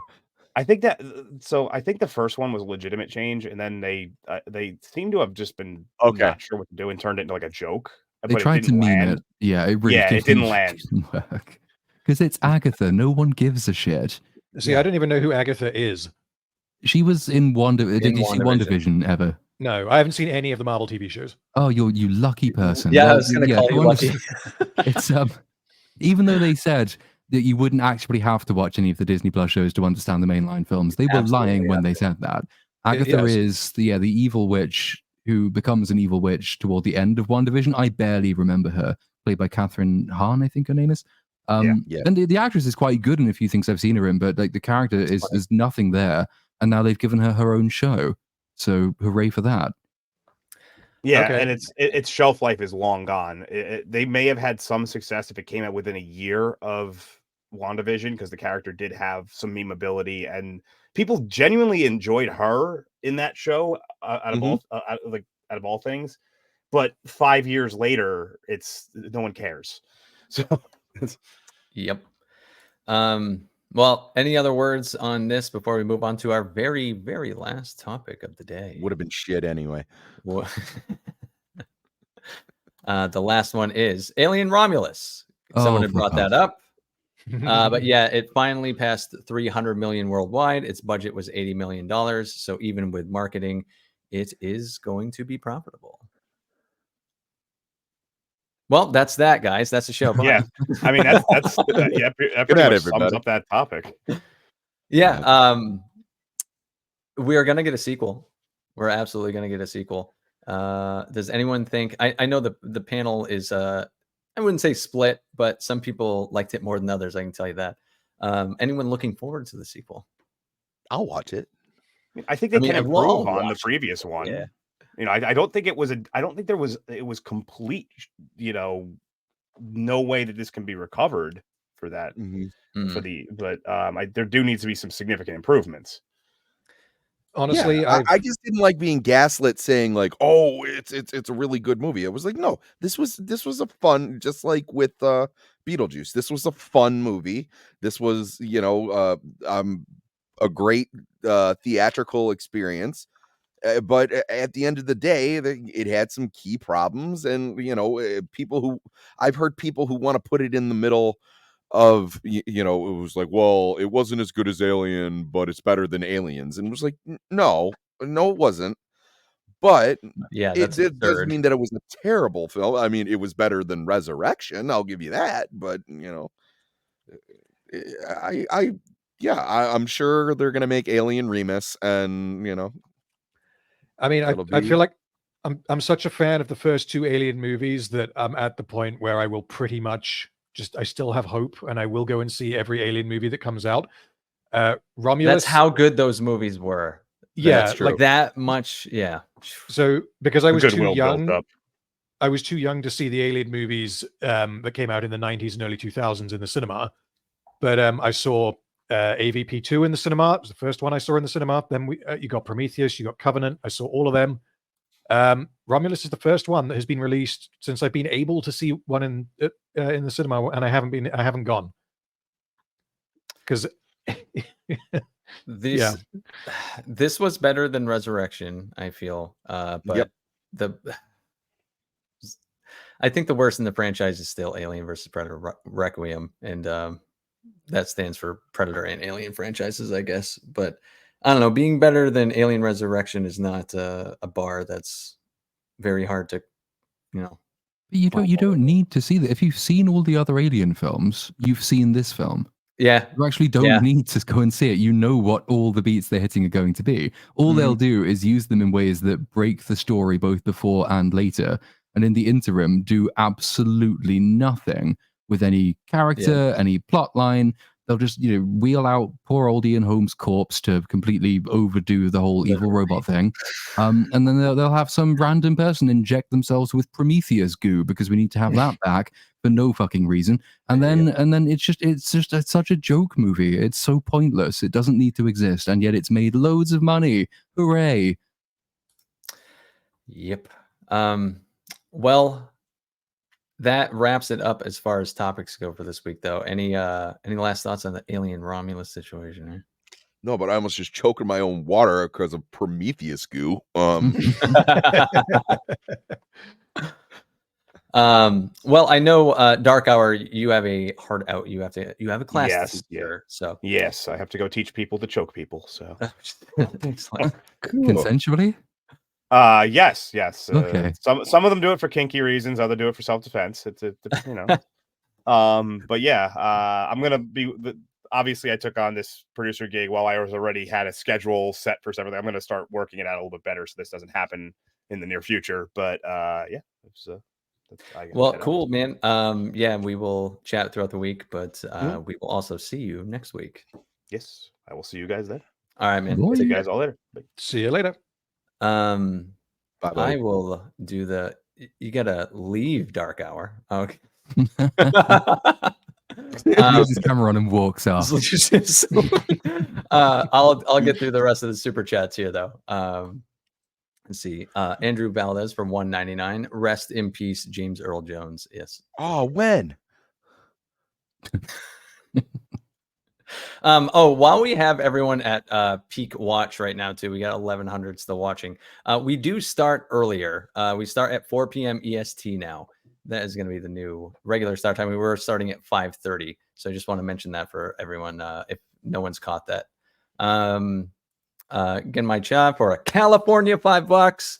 The bizarre response to Acolyte, Concord, Dustborn is because they expose the fact that wokeness doesn't sell nor speak to universal human truths. Well said. Indeed. Maybe I do think that for a lot of these people, it's very easy to sort of fall into the trap of assuming that everyone's opponents are sort of dyed in the wool ideologues, in the sense that they actually have a conscious alliance to a particular political thing, and that's the thing they're really concerned with. Like, they're only upset because they think the failure of these things has damaged their own political brand. That's true of a lot of people. But I honestly think for a huge number of the people we've seen sort of doing that pile on Twitter over the last few days, it's not that. It's this almost sort of proto-religious thing about the evils of hate. Always capitalize the hate. They can't stand the hate. They've been locked into this moral battle with people that they don't understand, have no interest in understanding, because they believe them to be their enemies on a moral level. And so they are genuinely very upset when it seems to them as though the chuds have won. I'm very happy about that, being a chud myself. But like, it's not. Yeah, they're not looking at Dustborn and saying, "Oh, damn, that's a blow against my woke culture." They're looking at it and thinking, "Oh no, the actually evil, morally bad people have won." And that's what makes it dangerous, is because they actually do believe that you are immoral scum, and they will have no trouble doing the most immoral shit to get at you if they think you are immoral. That's how these weird little psychological religious movements work. Oh, I want to point this out. Dave L, not necessarily true, sir. Not necessarily true. Because Echo Chamberlain's a good man, and he lives in New Zealand, close enough to Australia. I think we can get him still. So we can at least have someone. Ajonis for $2. Platoon continues to have the classiest rants. Fuck yeah. Indeed. We just let it go, you know. Just let him go. Bonesaw is ready for $5. Trailer has two things I'm sick of: boomer executives shoving 60s and 80s music into marketing, and Jack Black. He was in Super Mario, so there's one win. Yeah, indeed. Yeah, he was great as Bowser. Bonesaw is ready again for another $2. Last cool thing Black did was Brutal Legend.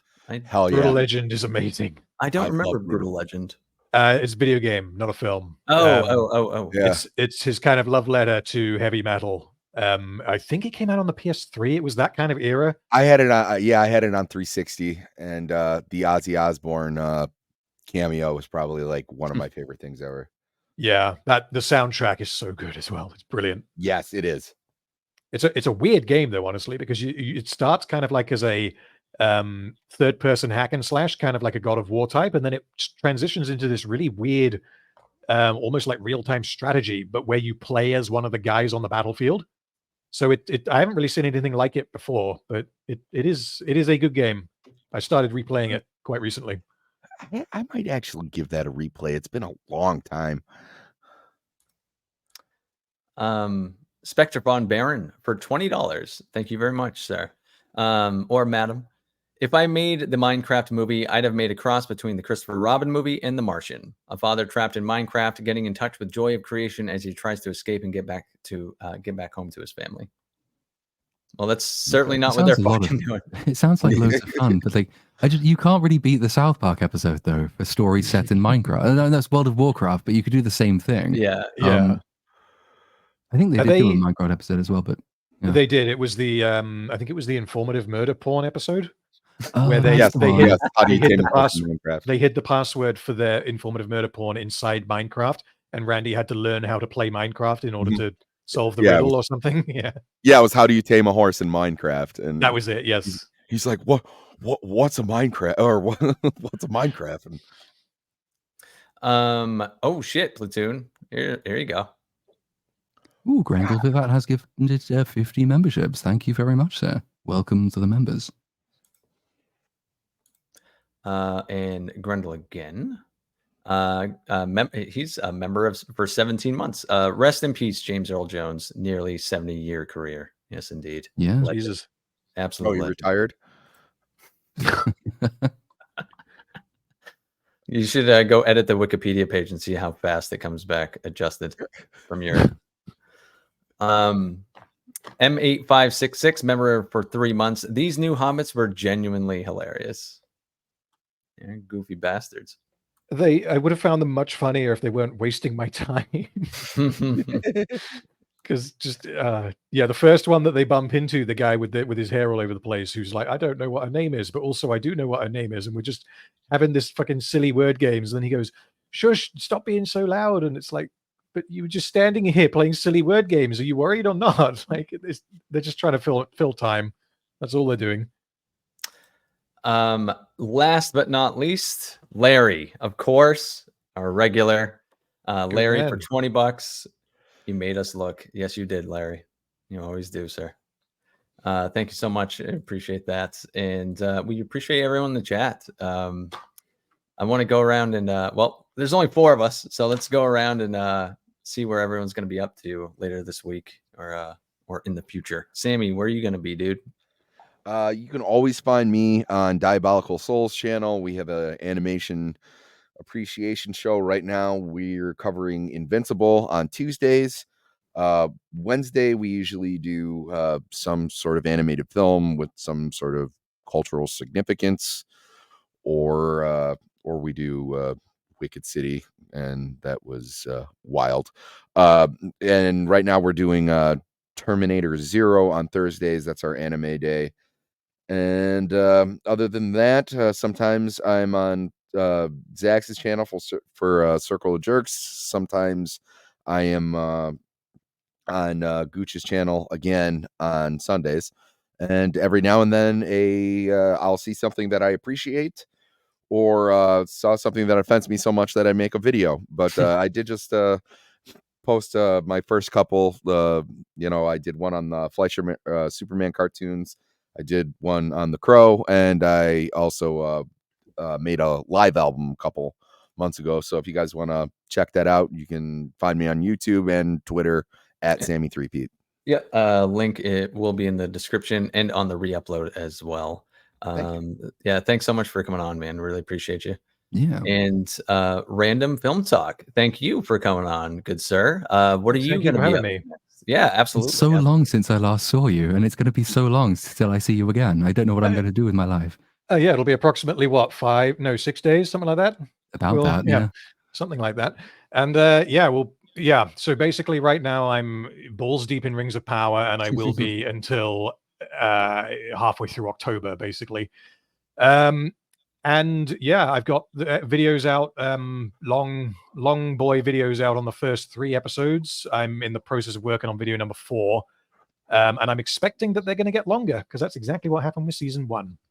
So I'm kind of basically going flat out at this point to make sure that I don't run out of time. Apart from that, I have the final part of my Arcane series is going to be out before season 2 airs, but I don't have a date on it yet. Noted. No, thanks. Thanks for coming on again. And you, sir, Little Platoon, what are you going to be up to? What are you up to? What am I up to? The wrongs of power, I think, is really the answer for ever at this point. I think all of us too, because this is my answer too. And I ran out of time a long time ago, but it's still going somehow. I'm vaguely hoping that the season 1 video will be out next weekend, and it will probably be, I would say, at least 12 hours long. It depends if I roll the original 2 into it, which I'm minded to do, because then it will be one complete thing. And then I'll be on with season 2, and I don't yet know if that will be sort of episodic or in 2 parts. I think 2 parts, but we will see how it goes. Gotcha. Well, everyone is waiting with bated breath, sir. We've been waiting for like 2 years for your Rings of Power video to be complete, and then we'll wait 2 years for season 2 to be complete. Yeah. And as for me, Rings of Power review of episode 4 and 5 will drop Thursday, right after I watch episode 5. Just kind of, so the video was held up, and I figured, hey, might as well wait until episode 5 comes out and just put it into one. So that's what's up next. And then tonight I am also on MMM. I'll put the link in the, well, I guess it won't matter because it's going to be unlisted. If you just, if you do want to watch, we're talking about the Dutch film Speak No Evil that came out a couple of years ago and is now being remade, which I am feverishly against that idea, because that movie was excellent and it doesn't need to be fucking Americanized with shitty Hollywood, because I know exactly what they're doing. So we're going to be discussing that tonight later on around, I believe, 9 p.m. Eastern. If you search Movie Cynic, it'll pop up once we're live. So if you are interested, go ahead and do that. And I do just want to send out a reminder to everyone too, one last time. We are doing, we're starting at 4 p.m. EST now. And I swear to God, even if we're late, that is the start time. So it kind of, it's like a speed limit. You don't really top off there, but it's a roundabout, just to give you an idea. But yeah, thanks you guys for coming on. I appreciate everyone here, and I appreciate everyone in the chat. You guys are absolutely fantastic. And just before we sign off, I found there's a cool little thing based on the news that broke earlier today, which I quite like. I quite like this. I think this looks pretty nice even. It seems that's actually visible on screen now. They have lit up the Empire State Building with Darth Vader. Oh, that's cool. Yeah, that's a nice little touch. Huh. The one nice thing about Star Wars in the past 20 years. Yeah. But yeah, thanks everyone in the chat. Thanks for everyone who sticks around till the end and goes through all the supers with us and stuff. And everyone who sends in supers, we appreciate you all. And we will see you guys next time. Bye. Bye. See you later.